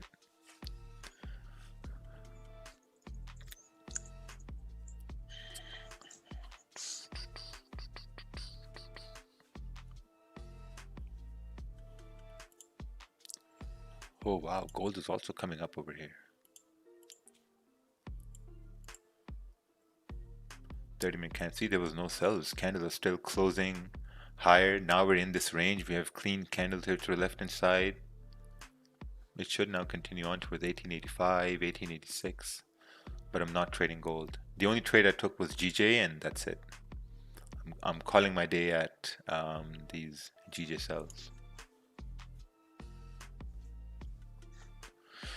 Hey, I held GJ until opening of the new candle and I noticed it went bullish and got stopped out and got out. Should I not hold for long and just take 10 pips or okay to write it out? See, Phil, the thing with that idea is you need to see what pips are you most comfortable in securing. Me, for example, I just secure 10 pips. You know, if I see on my counter on MetaTrader or the price going up 10 pips, I'm securing 10 pips no matter what. I just secure 10 pips. I put stops at break even. If it gets stopped at break even, so be it, right? If it runs more after me securing 10 pips, then that's awesome too, right? But me, I'm just securing 10 pips. So whoever comes on over here, if you just follow, I'm going to say, if you just follow what I do with risk management, when price goes in profits, secure positions, leave runners running, don't trade where price is consolidating, look for clean ranges. If you just do those simple things, man, you will see profitability. Like, it's not hard. It's really not hard. The hardest thing is when you miss a good trade you waited for and then you just fuck up with bad entries after that, like try to chase trade. That's hard. Yeah, I think too, on top of that is when you look to execute a trade, you have to see the story that the market is playing or telling you. A lot of people don't understand that concept of adapting to what they see on the charts, right? So, to your point, Raja, when we talk about ranges and we talk about, securing 10 pips, there's instances where securing 10 pips makes sense. There's instances where it doesn't make sense. You have to be able to, and it's almost like you have to overlay your trading idea onto the charts. You have to be able to apply your knowledge to the charts. It's similar to what we were talking about earlier with GJ when it dropped down, and then I said, well, the 15-minute candle coming to a close, you sort of try and exit so before the next 15-minute candle. And the rationale behind that was we saw that that 5-minute candle sort of got filled. We got to wait for the new 15-minute candles to start, and then it rockets all the way back up. People would turn around and say, well, how are you able to figure that out? It's you're applying your knowledge of how certain pairs react in certain situations at certain times based on the current scenarios that you have to understand that. I mean, in terms of counter trend trading, that's what you were doing essentially. The higher time frames are pushing bullish, but we had a pullback that you're able to take advantage of. So in that instance, you may need to only grab 10 pips and get out. It might not be as strong as something that's trending and going the opposite way. So it's not necessarily where do I have to take profit or cut half my losses or take a percentage of a win or move my stop loss to break even. It's overlaying your trading idea onto the current charts, right? So like similar with gold right now, people are talking about gold and we've seen it range for the last 45 minutes. It's like, okay, well, knowing that, you have to overlay your idea and say to yourself, okay, where is there a clean opportunity if we either break up or we break down out of gold? Where are my opportunities? Because right now I can see on the 30-minute candles or 15-minute candles, we are just ranging. They've gone up, they've gone down, we're bouncing around. So there isn't a clean or direct move.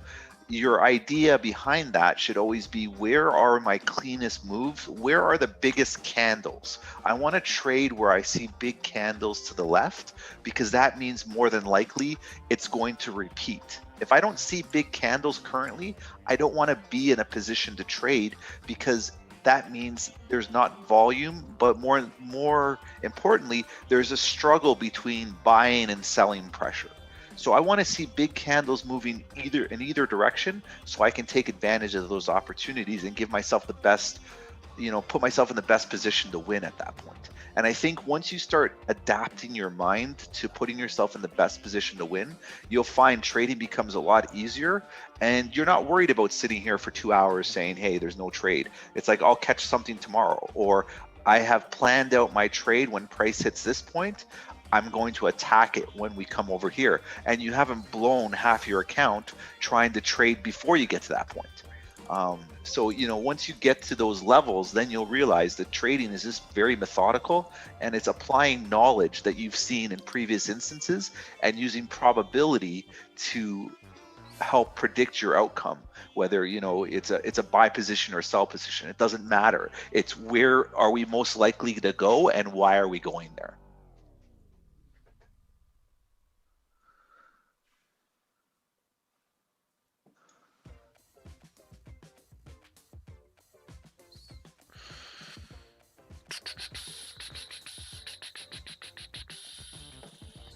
Did you ever have any problems with overtrading? If yes, how do you deal with it? I had a lot of problems with overtrading, and the way I dealt with overtrading was to just focus on 1 or 2 trades. That's it.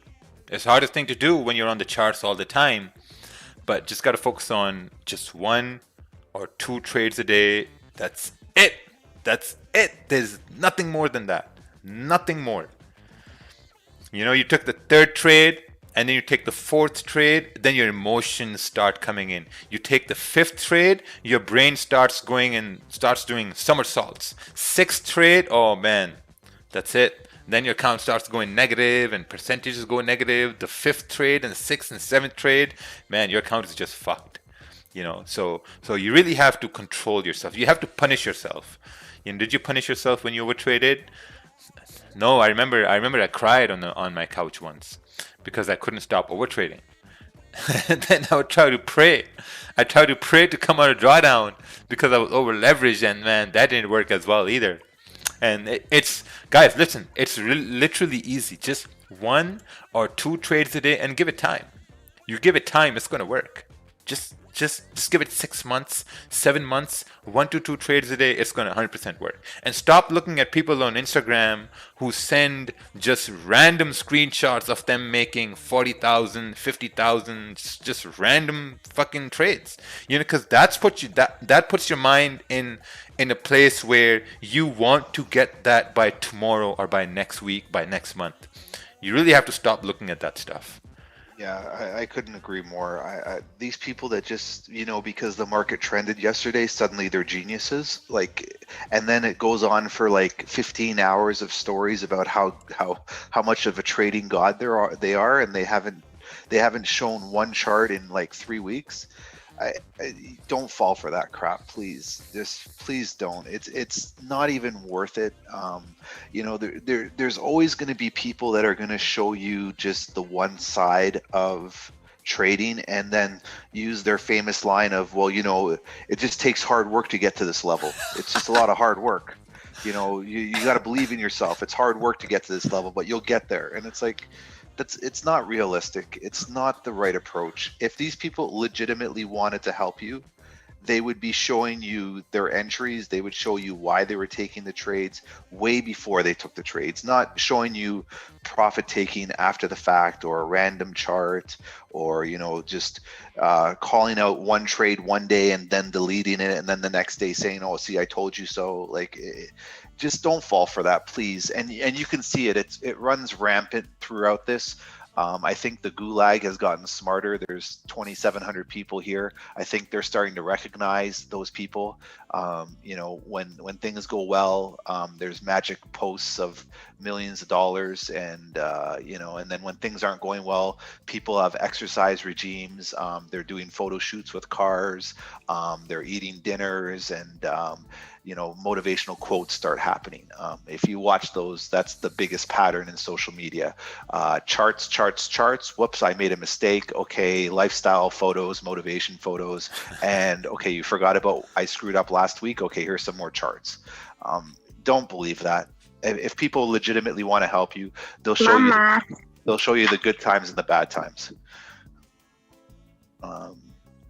Not photo shoots with cars, and you know, suddenly they've made like $9,000 profit in 2 minutes, or you know, they have to, you know, buy a new car today right now, you know, because it's time.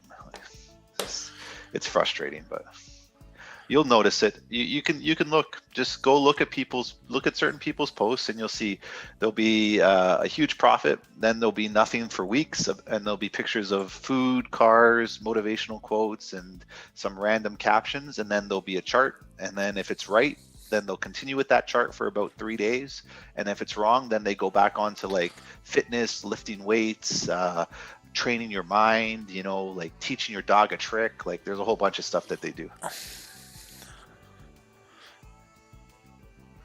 Yeah, it's absolutely true.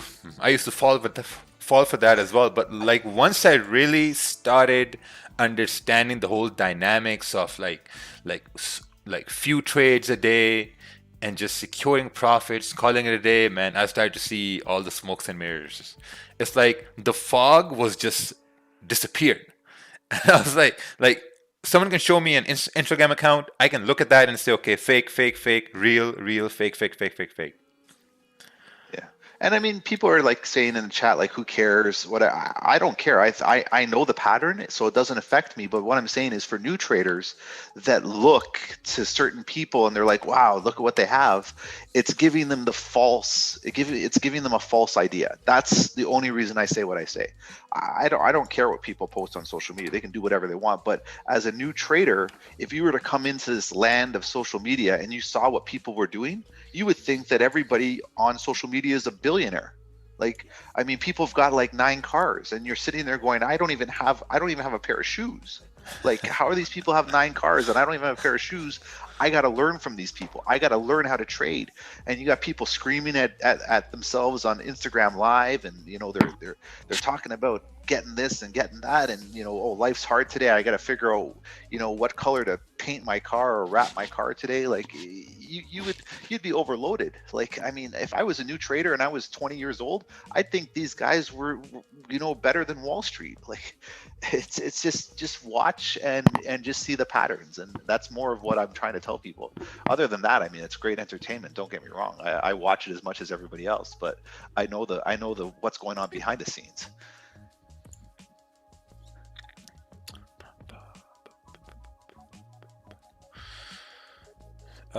Thoughts on Jackpot MG on Instagram?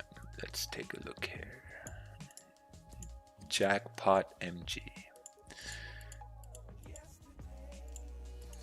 I wonder what this is like. Jackpot MG. Let's take a look here. Jackpot MG.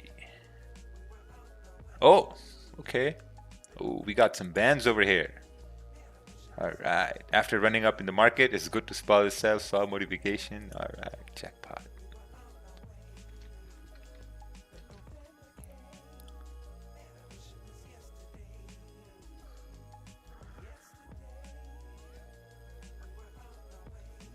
I don't know. I stay away from no analysis. I mean, all right, let's take a look at this over here. No analysis, just like, hey guys, look how much money I made. No methodology on how the chart moved, how things happened, designer lifestyle and cash and showing money. I mean, and the skidoos, and I don't know, man. I just 100% marketing. millionaire. 100% this guy's not a millionaire. 100%, man. People don't realize $1 million is a lot of money. $1 million is a lot. Jackpot MG, I don't know. I don't know, man. There's lots of lifestyle. I stay away from lifestyle pictures and lifestyle this and that.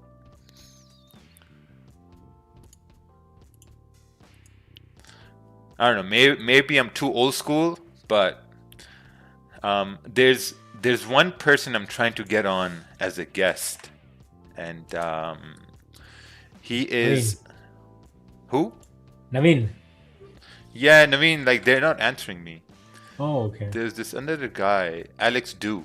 Yeah, this guy right over here. I'm trying to have him on as a guest. He's a hedge fund manager from Cyprus.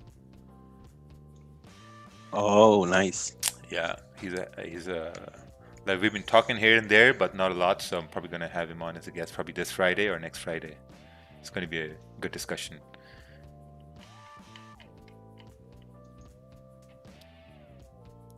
You know, so you look at this, and then you look at Jackpot MG.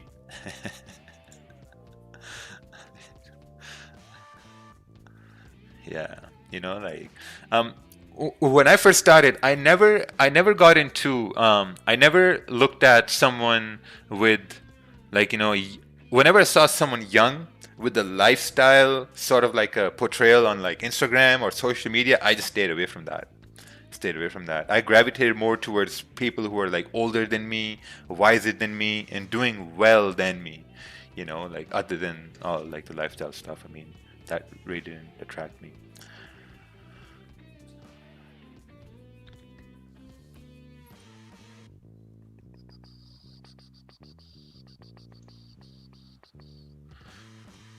So let's see. Let's take a look at your JPY here. Your JPY came right back up. GU is also ranging here. There's no trade on GU here. Looking at gold. Gold is coming back now. Tried moving up, but this candle got rejected. Coming back down. See this? No candle closed above this area. That's why it's important to wait for candles to close, right? We got rejected here.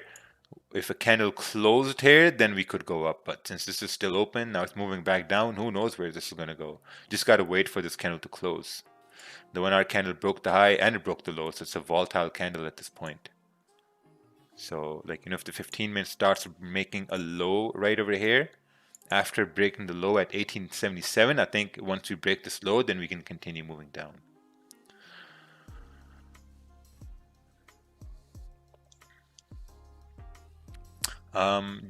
Jim Chung, I messaged Jim Chung and invited him as a guest. He declined to be a guest. And then he started posting stories about how day traders never make money and how, so, fuck that guy. Yeah, he doesn't like day traders at all. See, that's the thing, like, people have this negative view on the day traders because of certain people, so that's why. Can you have this guy Raphael Palmdale? No, that's also, I don't know. I can't have someone who's making millions every day. Started tuning into a live stream about 2 weeks ago, and I've received a plethora of knowledge. Really grateful to Wicks Don't Lie and Uncle Ted for all the shared wisdom. Oh, nice. Thank you. How about Nick of Transparent FX Academy? He does dope analysis on time frame. Nick. Yeah, we've had Nick Sean FX as a guest. Let's take a look at this chart. Created resistance after big. Dan Gumera, I think you should focus on just one pair. I've seen you doing analysis on 3 pairs in the last 45 minutes. So you really need to focus on just one pair and just that. Like, no need to look at GJ and EU and gold and all those. Just focus on one pair and just wait. That's all you got to do. You just got to wait. If this candle closes below this area, then we can continue on moving down. But if we close above 139,700, then we can continue going up. So this is a waiting, ranging area over here. Yeah, so you really need to focus on, a few pairs over here. Just one pair, and you just gotta wait.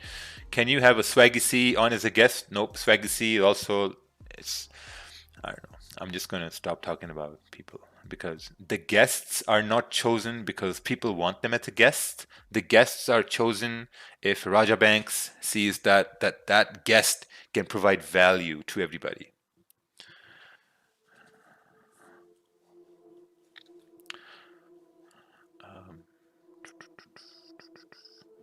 Can I have Roxy FX on the live stream? Roxy FX has blocked me for some reason, so I can't have him on.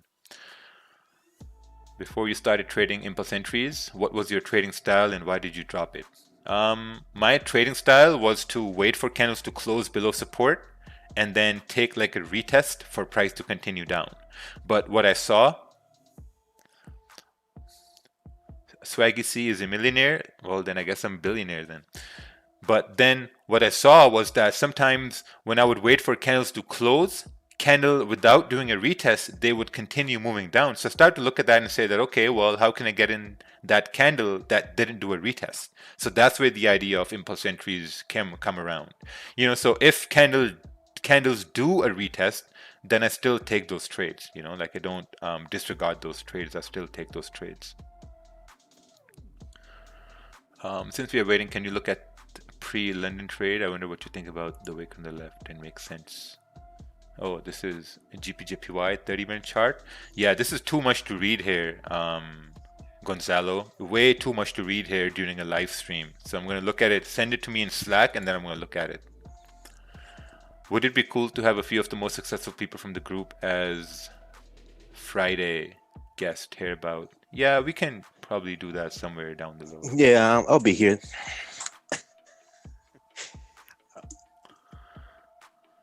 All right.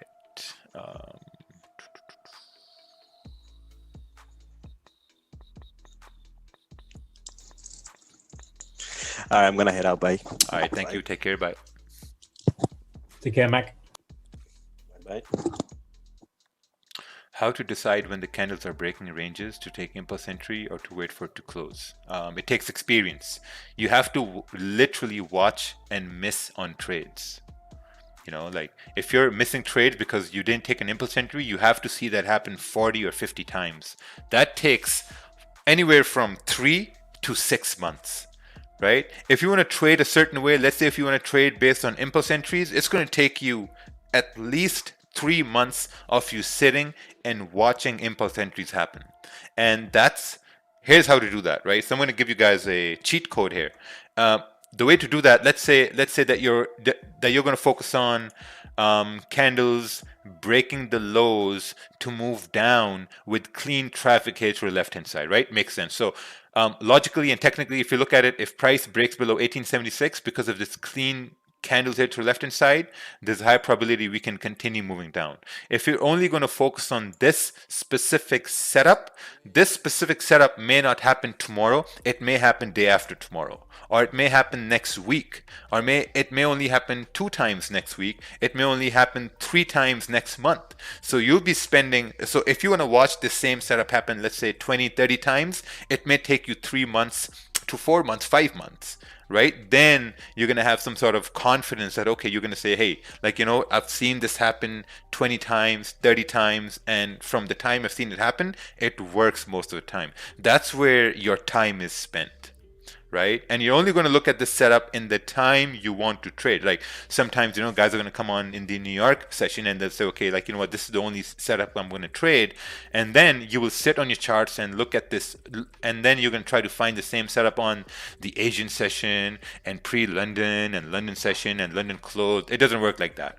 It does not work like that. You have to choose the time you trade. You sit and you watch that time. That's it. And then you go on with that. So, like, you know, it takes a lot of time. It takes a long time to decide what you're going to do. But in the beginning stages, I repeat it again, beginning stages, go through the database, make a trading plan. Understand what time is going to suit you best to trade. Will you take a gold trade? Probably not. I'm not going to take any trade at all. Now I'm done. I took 1 trade. I actually took 2 trades. Took a gold sell in the morning and took a GJ sell here earlier on. All right, let's take a look at this Euro New Zealand chart coming in the gulag.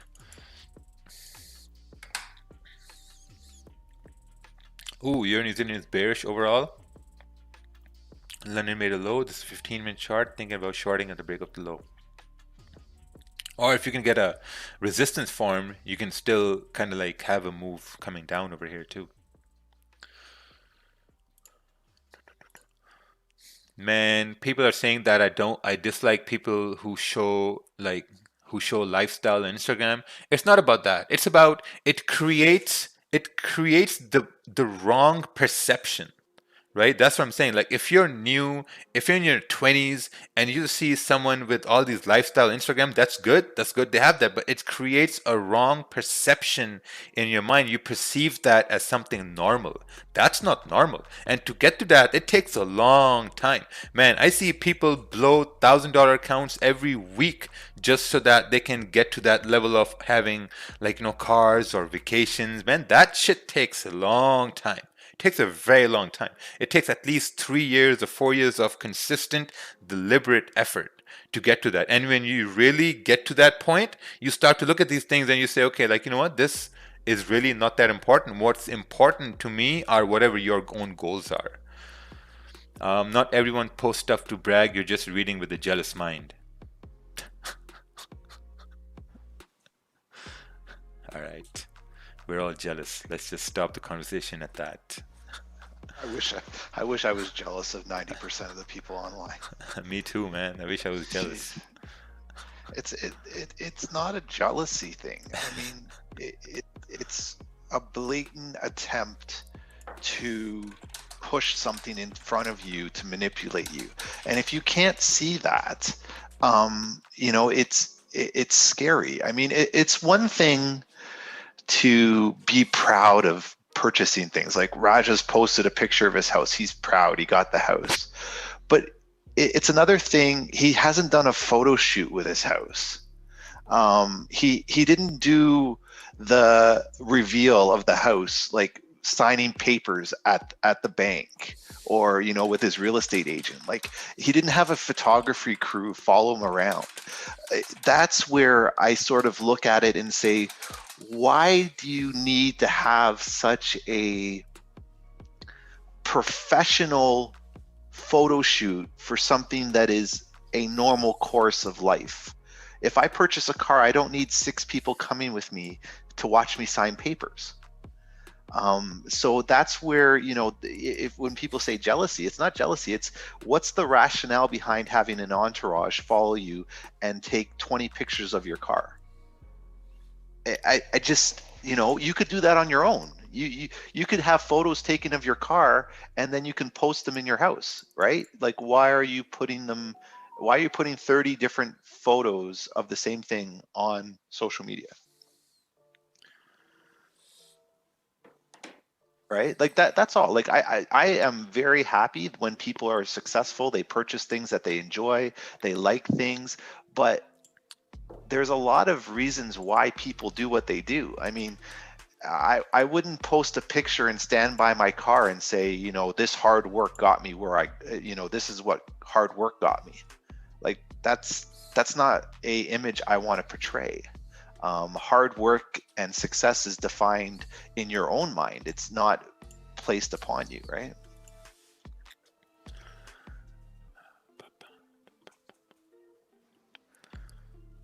So it's just one of those things. I mean, I could sit at home and I could post pictures. I could hire professional photographers. Man, my lifestyle would be great. I can post photos of me sitting in the plane, flying around. I got, all West Coast, East Coast lifestyle, like, it's just, I rather just help people. And once everyone achieves that level, then yeah, I'll post my success because it's normal for everybody, right?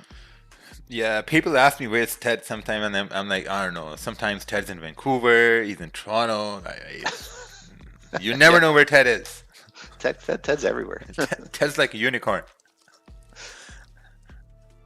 He's not gonna summon just because you want him to summon. He's gonna summon because he wants to be summoned. Yes, that's right.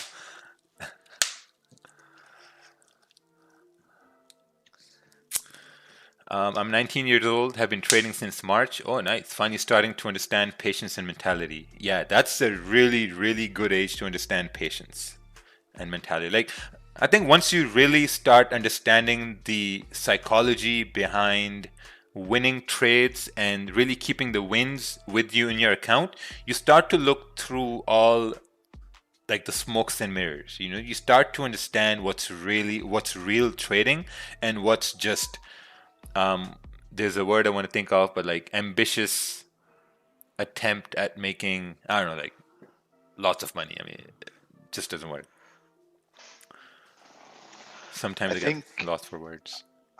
What I think in January 2021, I would want somebody who's relatively new or who's been here to actually create an Instagram page and document themselves being on the live streams for a full year and see how they did.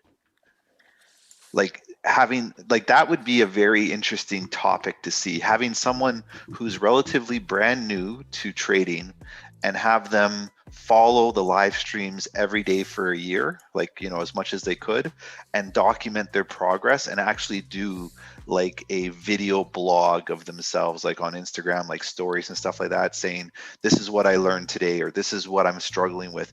And just to see that progression, because I don't think we've really seen that, because these live streams have been now, I would say, almost 2.5 years they've been going on, and many people are successful because of them. But we don't get the consistency in terms of, because once people become successful, they just leave, right? They don't really come back. It's usually the newer traders that stick around. Like, there's a few regulars that have been here for a while, but people drop off and then they'll come back 6 months later or 3 months later, because they're doing other things now and they're successful and they don't really need to sit here in the morning and listen to us talk. So it would be interesting to see that if somebody actually did that. I would like to see how that would portray it. And it would have to be an objective thing. Like I really appreciate constructive criticism. Like if there's something here that you didn't appreciate or something that we didn't explain properly, or you would want to see more of this, I think that'd be good. Because I mean, some people make stupid comments and I ignore those, but then there's some constructive comments that people say, Ted talks too much. So a lot of times I don't talk anymore. I just sit back and I watch, and then I'll speak when I have to, but things like that.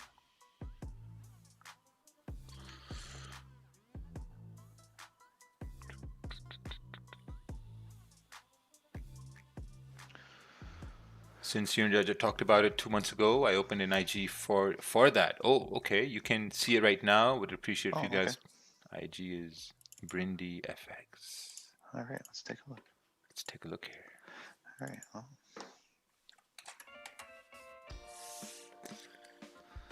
Brindy FX. November 9th, 4th.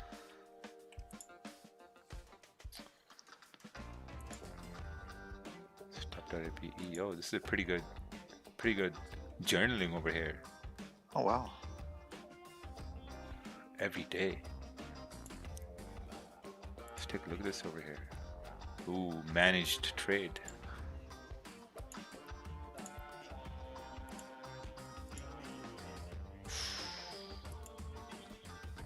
This is pretty good, pretty neat. Dating from 28 September. I'd say it's from start of September. This is, yeah, start of 12 weeks ago. A day with no photo is a day I didn't take any trades. Feel free to ask questions, give advice, share thoughts and ideas. You, sir, you are getting a follow back.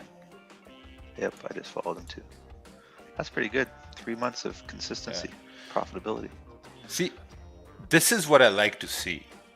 The whole explanations and everything. I think if someone's an influencer, right, and they have people following them, I think this is the kind of value they should give to their followers. I mean, if you're posting the same picture of your car every day, there's no value in that. If someone would come to your profile, I mean, you want them to leave with some information. You want them to leave with some value. Like whenever someone talks to me about like trading, I make sure that that discussion ends where they're leaving with some sort of good information or with good value. Not by saying, oh yeah, man, just gotta work hard, you know what I'm saying? Just gotta put fibs over there, you know, and just press the button, man. You're gonna make money, man. Like look what I got. No, that's not value. You know, values like you're explaining things, you're explaining the entire process of why you took the trade, why you closed early, why your stop loss was at a certain point. That's value. So I don't know, like when I first started my Instagram page, I just wanted to have like a page where people can literally come on, and when they leave with some information, some good information. Because like that's what I saw that most people weren't doing. Like, you know, when I started, like at that time, most people weren't doing that. I did the same thing too. I used it as just a personal journal because it was easier for me to just type my thoughts down on there and just keep it so that I could scroll back through it than actually go through my phone at that point. So yeah, I think that's important. I mean, people that use it as a journal and things like that, I think it's really cool. Man, gold is about to die over here. This candle is about to close. Oh no, 15-minute candle did close. This is about to close below this area, and the next one we can continue down 1872, 1873.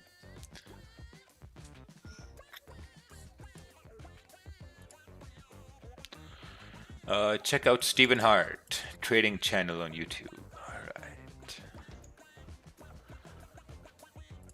Before we do that, let's take a look at this GJ chart someone sent us from the Gulag.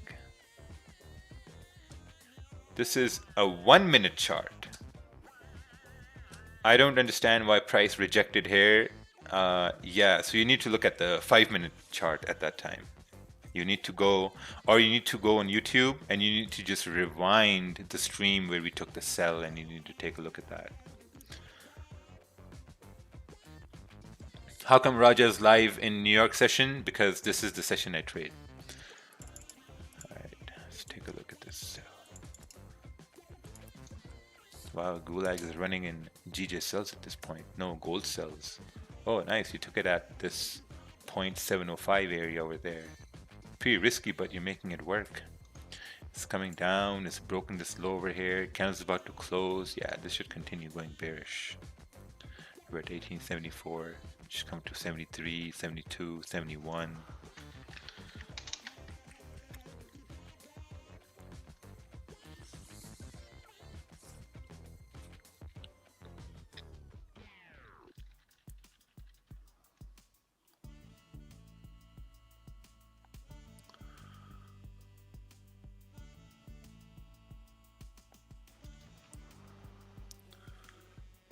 Wow.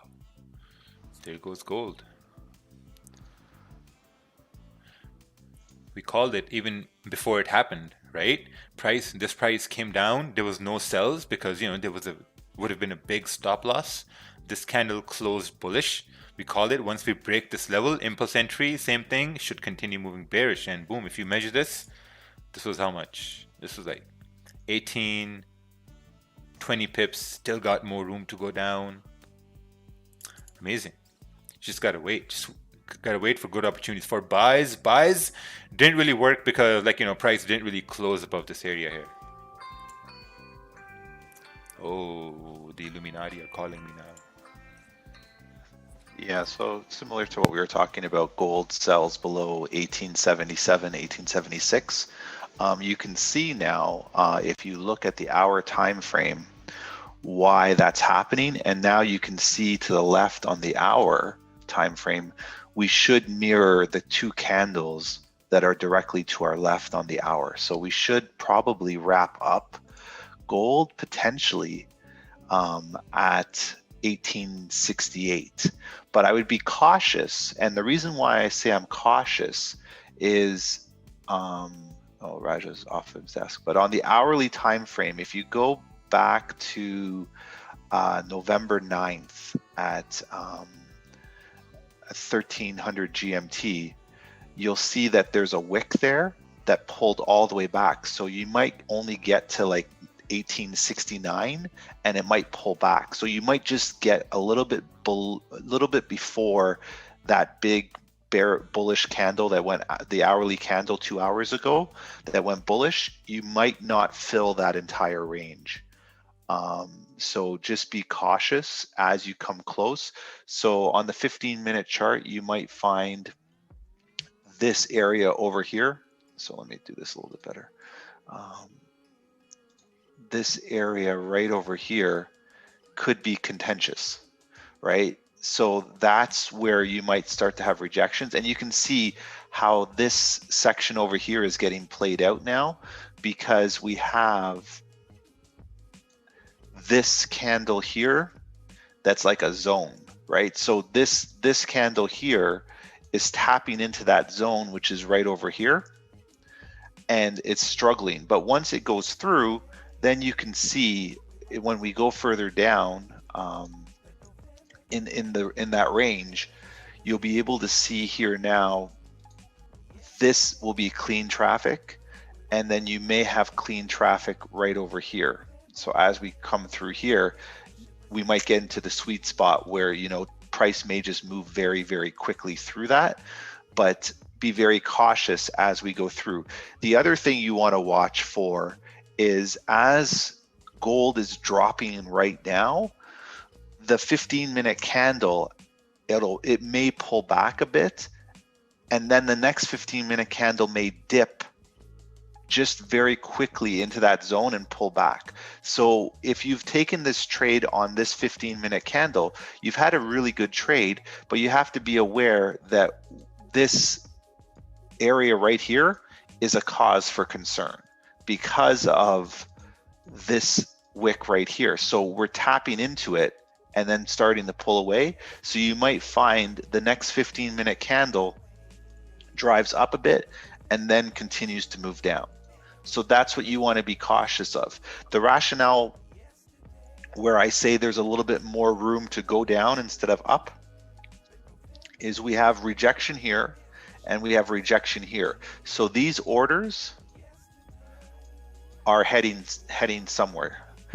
The overall idea is to mirror this candle right here. That's what we want to get to, but it might take us a couple of candles. So just be very cautious because of the fact that we have rejections over here, rejections over here, and gold reacts very hard at rejection points. So just be very cautious. Wait to see if we can get a reaction over here where the candle pops up a bit and then starts to drive down. And we should get to this point over here eventually, because essentially we've gone all the way up, we've rejected, now we're starting to head back down, and then we have basically our alien ship, right? You know, if you've ever gone on YouTube, you always see these alien ships that have the 3 circle lights here. This is sort of your alien pattern, and you know, you can draw your alien. Does this look like this? This. So that's sort of the pattern that you're looking for at that point. So if you've taken sells, you just want to be very cautious and wait to see how we react in this area here because of this section here.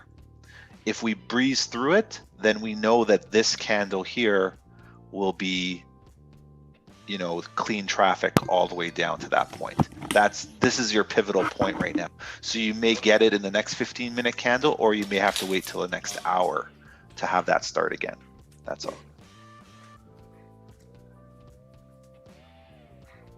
So just be very cautious, because the hour candle is very bearish right now. So you might have another candle that pops up a bit on the hourly and then drives down and finishes that hour area. And drops further down. So just be cautious. But I mean, if you were in from 1977 or 1877, you should be in profits, and you could have easily, you know, taken profit, remove some risk off your trades as well. So it's not a big deal there.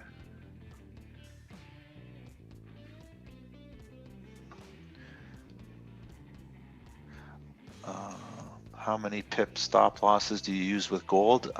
It's not how many pips I use as a stop loss. It's what makes sense in terms of your trade, right? So as an example here, so this trade here, Raja said, right? So Raja said, you know, taking a trade there, this candle here. So the question becomes, okay, where's my take profit point? Probably over here. But then where does my stop loss go? So my stop loss either has to go over here, or it has to go over here, like above those wicks. So then what I have to do is I have to measure either this section or this section and say, okay, at this point it's, okay, let's do estimation. So this is, you know, a 50 pip stop, right? So this from here to here is a 50 pip stop. So then that means I have to have a 50 pip gain, right? At least. So we've gone from 1878 down to 1874. So, you know, we're at 40 pips right now. But if we go to 1869, you're at 90 pips at that point. So you'll have just a little bit of a, you know, basically a little bit of one risk to 1.5 reward, right? So that's what you'd be doing there. So that's the idea. Now, if you take this trade over here, you'd say, okay, my stop loss is probably going to be at 1876. And now I'm going to take a trade, and it becomes a little bit easier because at 1876, I've taken an entry over here, and I can say I'm going to fill this wick right here, and that is at 18, let me look at my chart here. That's at 1873.50. So now I have, you know, a 20 pip with basically a 40 pip gain, right? So that's a little bit better. It's just, this is a little bit tighter, but if we hit this right away, you can exit and then just call it a day at that point. So it's how you want to manage your trades. To be honest, it's hard. The last 15-minute candle of gold in the hour is usually very difficult because there's a conflict. Unless there's a lot of momentum. Today we don't have a lot of momentum with gold. There's usually a conflict, and what that conflict is the hour candle will start to pull back a bit to create a wick. Because if you look at gold candles, you'll see that there's a lot of wicks and there's a lot of pullbacks, right? So if we look here as an example, there's a pullback here, and you know, those pullbacks are very difficult to manage because of the fact that it's creating your hour candle. Because once again, if this is your hour candle, you know, it's broken up into 4 15-minute quadrants, right? So you have 15, your opening 15 minute, your 15 minutes, your middle 15 minutes, and then your final 15 minute, right? So, you know, you would say, okay, this creates your wick, these create your body right here, and then this final 15-minute candle creates a wick. So what you try and basically break down is you say to yourself, okay, we can see here these two 15-minute candles gave me the body, right? We can see the final 15-minute candle is now starting to drive down, which is, you know, what we want. But there is a possibility that it drives a little bit further down, and then it ends up finishing something similar to this, right? Where we get a wick. This wick here now is the tail of your hour candle. So the bottom portion of your hour candle turns out to be a wick, right? So that's why I always say it's hard to trade the last 15 minutes of this particular currency or this metal, this, you know, the gold candle, because there's a conflict. As it starts to push, you may find that it'll drive down, tap the bottom of this zone here.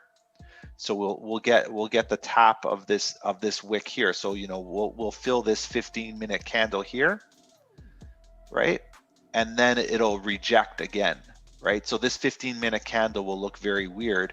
It'll reject here, but then your next hour candle will pull up and then drive all the way through, because now we're starting this idea again, right? So your first 15-minute candle creates the wick, the next two 15-minute candles create the body, and then the final 15-minute candle continues to drive down. So that's why it's sometimes very difficult to trade this final candle here. But if you're in from over here, you know that this candle is going to bounce up and this candle is going to continue. And now as this candle starts to continue to drop, you can now move your stop loss, which was originally up here. You can move it over to here, knowing that, hey, once this candle closes, that most likely the next hour candle will pop up and then that'll continue to drive, but you've secured profits over here at that point because your next hour candle is going to drop a little bit more. So that's where it's a challenge as you trade gold, especially because it moves so fast.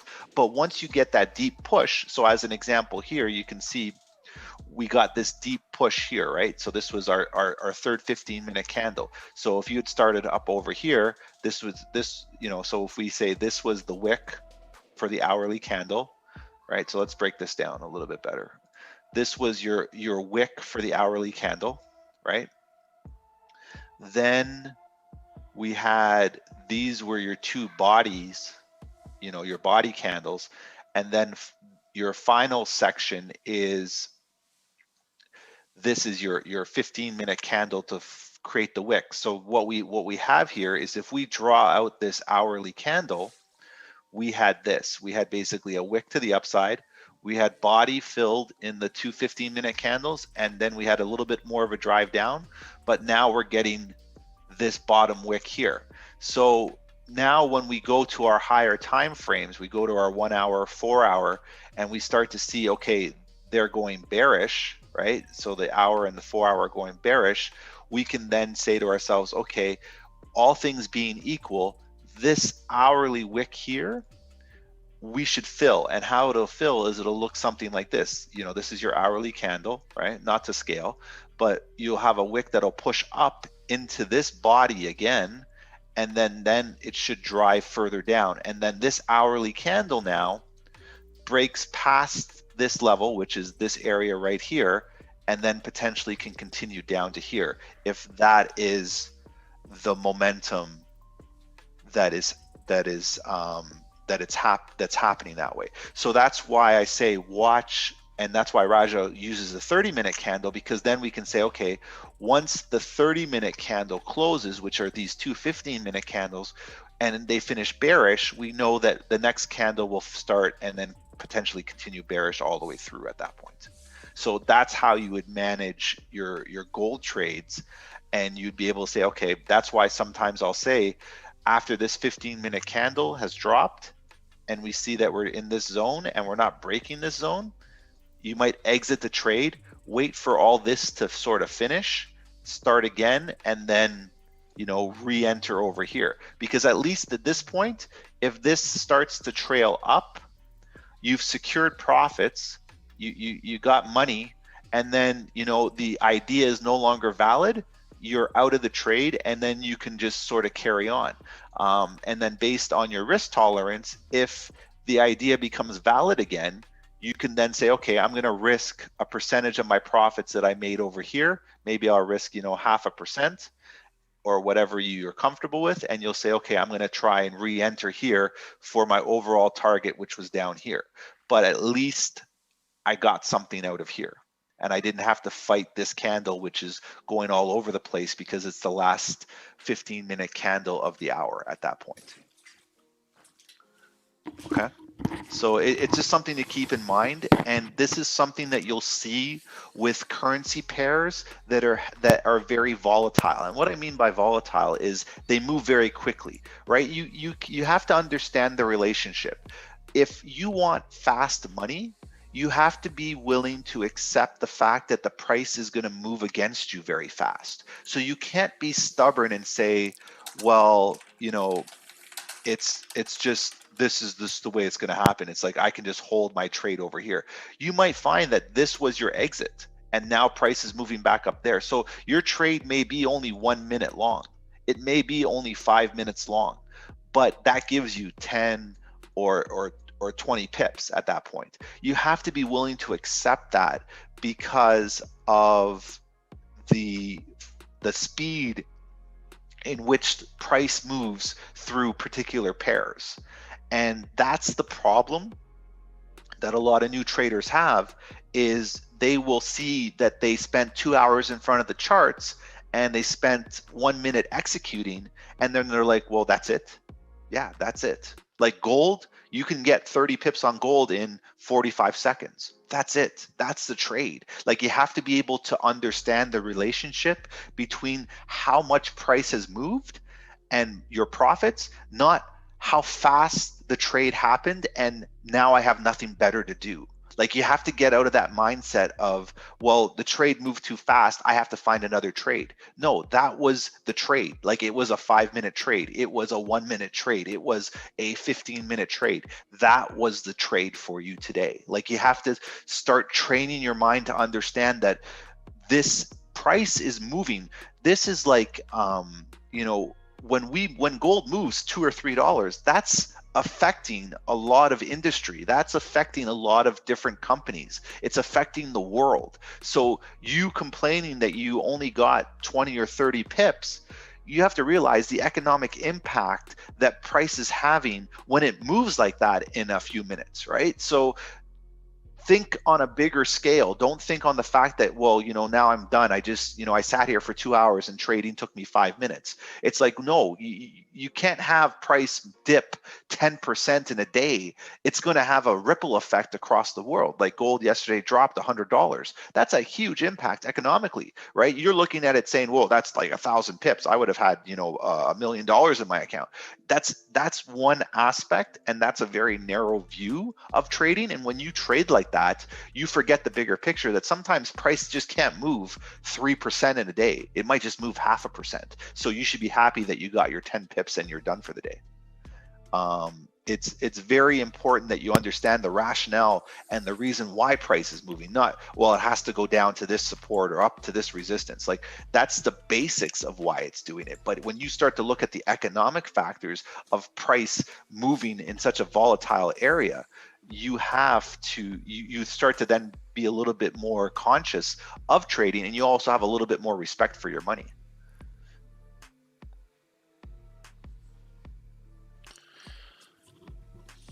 Very well said. Very well said, Ted. Thank you. Do you think 1.4 spread is bad? No, I think that's actually pretty good. Stop him, Raza. All right, new name added to the list. Stop him, Raza.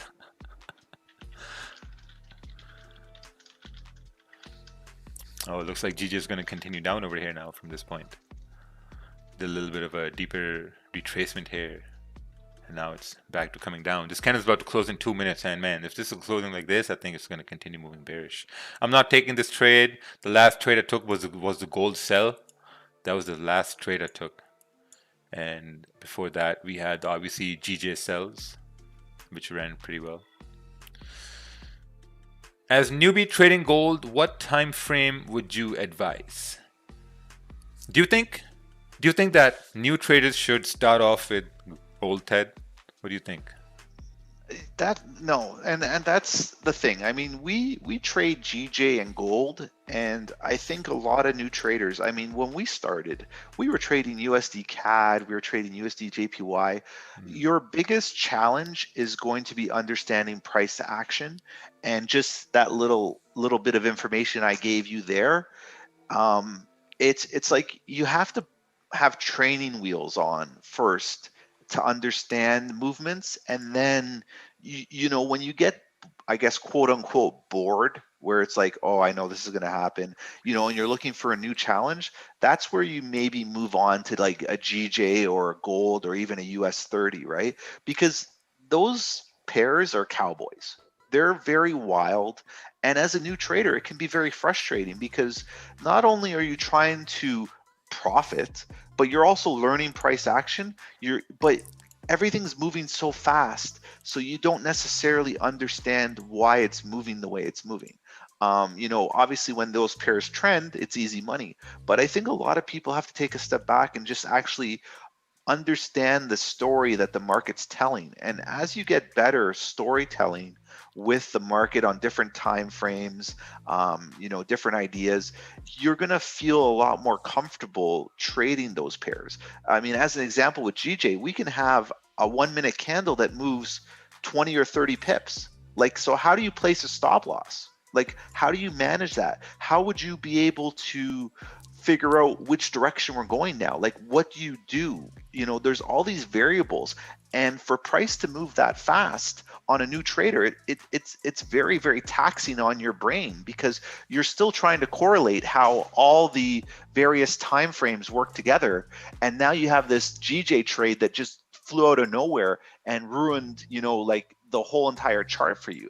And if you're not comfortable with the dynamics of price action, you're going to be like, okay, well, is it a buy now? Is it a sell? Like, which way am I going? And that's where you're going to get caught in that, in losing trades and overtrading, because you're going to watch GJ go up 30 pips and you'll be like, oh, now it's a buy. And then it's going to rip back down 30 pips, not understanding that that's a normal course of action for GJ. GJ does that on a normal basis. Like, that's like USD JPY moving like 5 pips, right?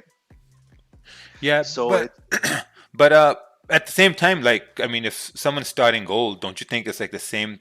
I mean, the price candles move the same way. It still should be okay, right? Yeah, but I'm just saying from a, like, if I'm looking at it from a brand new trader's perspective, right? Like, we looked at gold, the last 15-minute candle ripped up, right? So then people would be like, oh, it must be a buy, where it's like, when I just explained like why it was doing what it's doing, now you have to reset your thinking and then go, okay, I have to look at the hour candle. What's the hour candle doing, and tell a story there. So it's hard. It would be more of the fact of like, what's the discipline of the person learning to trade this pair? Because I think people who are rushing through the process should not be trading pairs that have very volatile movements, because of the fact that they're going to get frustrated very quickly. People that are patient and that don't get frustrated easily can trade these volatile pairs from the beginning, because they'll realize that, like, man, this is hard, but once I get it, I'm going to be good at it. Where there's just some people that are just like, man, I got a profit today, and it's like, move to another pair that moves slower, so that you can, the mistakes that you make with those pairs are a little bit more forgiving at that point.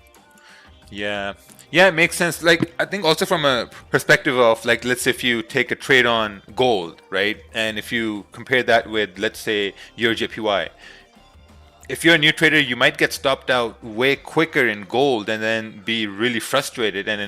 But in your JPY is something that's more calm and less volatile, you may stay in the trade for like longer and get less frustrated. Yeah, like, I mean, if you look at gold right now as an example on the higher time frame, so if you go to the 4-hour time frame, technically speaking, the logical sequence here will be probably this wick will get filled, right? Like, that's just logically speaking, because, you know, you see it here as an example, right? Over here, the same idea happened, right? The wick got filled. So the question now is, okay, well, what you do is you basically place your stop above this area over here, and then you just ride it down, right? If you watch your 5, 15-minute and 30-minute time frame, you're going to die, because this pair is going to move up and down, and then it's going to dip, and then it's going to go all back up and down again.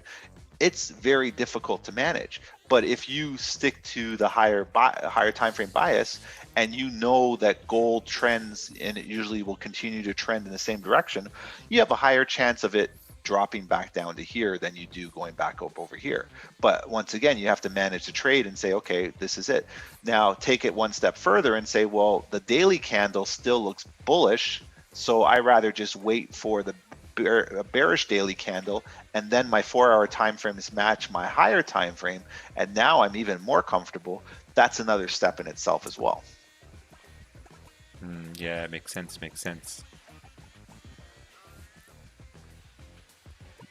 So it's very tough. And I mean, then the other dynamic comes, well, yesterday we had a huge sell-off, so why would we have another huge sell-off today? So now gold traders are going to get stuck in these massive whipsaws back and forth. You're going to get 10 pips down, 10 pips up, 10 pips down, and are you fast enough on the trigger finger to close your trades? Like, are you comfortable closing them, right? So that's the next step as well. So it becomes very, very difficult, and it's just managing risk is way more important at this point than saying, okay, which pair that makes sense the most for me. Like, if you manage your risk, you can trade any pair at that point. Yeah, it makes sense. Like, from a confidence perspective and like managing a risk perspective, I think on gold, you got to be on the ball all the time. Like, you can't hesitate with gold. Correct. A little bit of hesitation can really dramatically increase your drawdown, you know, or you can just miss the entry. Yes. So I think you're right. Like, starting from, like, you know, less volatile pairs like your JPY, USD/JPY, GBP/JPY, just getting trained with that price action. Even I think for me to trade gold is extremely risky. I mean, in these volatile environments right now that we're in, I try to stay away from gold, but like something that really, like, you know, sometimes when you're losing trades, and after you're losing trades, you see that setup that really pops out, but you can't execute on it because you've lost all this time. So when that setup shows up on gold, that's where I execute on gold. Yeah.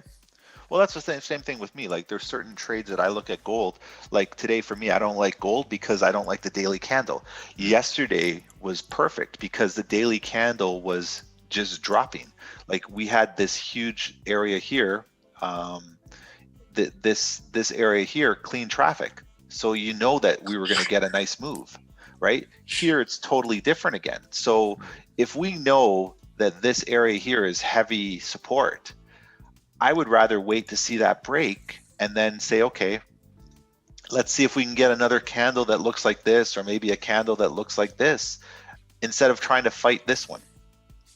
That's very hard to fight, because what if, you know, and what if this happens? The next daily candle drops down and then it rips back up and it starts this way, right? So you've gone to this level here, but you got greedy thinking that we're going to break support and then it just drives all the way back up again, right? So that's how I'm thinking. Like, that's sort of my thought process.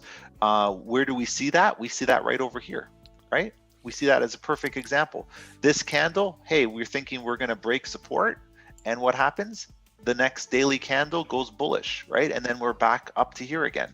So, you know, when we look at this candle here, we could potentially see that this next candle starts to drive up and it fills this wick over here. So all we're trying to sell over here was all for naught, right? So it's important to just see the story that price is trying to tell us. And then at this point, we'll be able to you know, be a little bit more comfortable. And you know, you jump to gold, jump to GJ, jump to US 30. You know, I jump through pairs where I see the most optimal setups. Like, you know, you're exactly right, Raja. Where you see where that perfect idea that you see all the time. You're like, okay, this is my 90% trading opportunity. You know, this is the one that I like.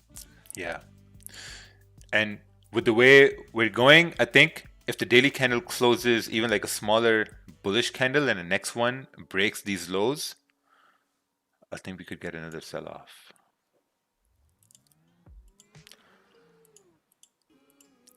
Yeah, we'll see. But thank you very much for everyone who showed up today. I really appreciate it. I think it was a fun session here. I'd like to wish everyone congratulations who won the trade and they kept the wins, and a big boo-hoo to everyone who lost their profit. So yeah, there's that for you right there. Again, there you go. Like if you lost the profits, that's for you right there. But if you won, man, congratulations, you're leaving the profit. So like, don't overtrade, don't over risk. We'll see you tomorrow morning, same time, same channel. Some people came in and asked what time this is going to start. So essentially just read the description. It says right over there. Man, people still come in and say, what time did this start? But this is the time it ends. So now you know when it ends. Time to go to the gym. Yeah, time to go to the gym. Oh, I have an appointment at 11 a.m. today. I'm at 10:30. So. Oh, nice. I was doing 70s yesterday, bench dumbbells. Oh, nice. Yeah, so I think I can get to 90s by the end of the year. Nice. How many reps did you get? Oh, I got like 8. Oh, damn. Yeah, you could do 80 with like 4 reps easy. No, I can't. Oh, yeah. You know what it is? It's mental. No, it's not. It's lifting the weight. You know, when you push it off your knees, like actually putting it onto your knees. I don't have the hammer strength to do that. So I have to do more hammer curls. Oh, yeah, you got to do hammer. I do a lot of hammer curls just for that. Yeah, that's the thing. Yeah, I do hammer curls for that. So yeah, sorry. I guess we're trying to get out of here, but yeah. It's no, like this one thing just occurred to me. There's funny, like when you're doing analysis, like let's say on gold, right? You're doing analysis on gold, and then you know that for your, let's say, buying analysis, right?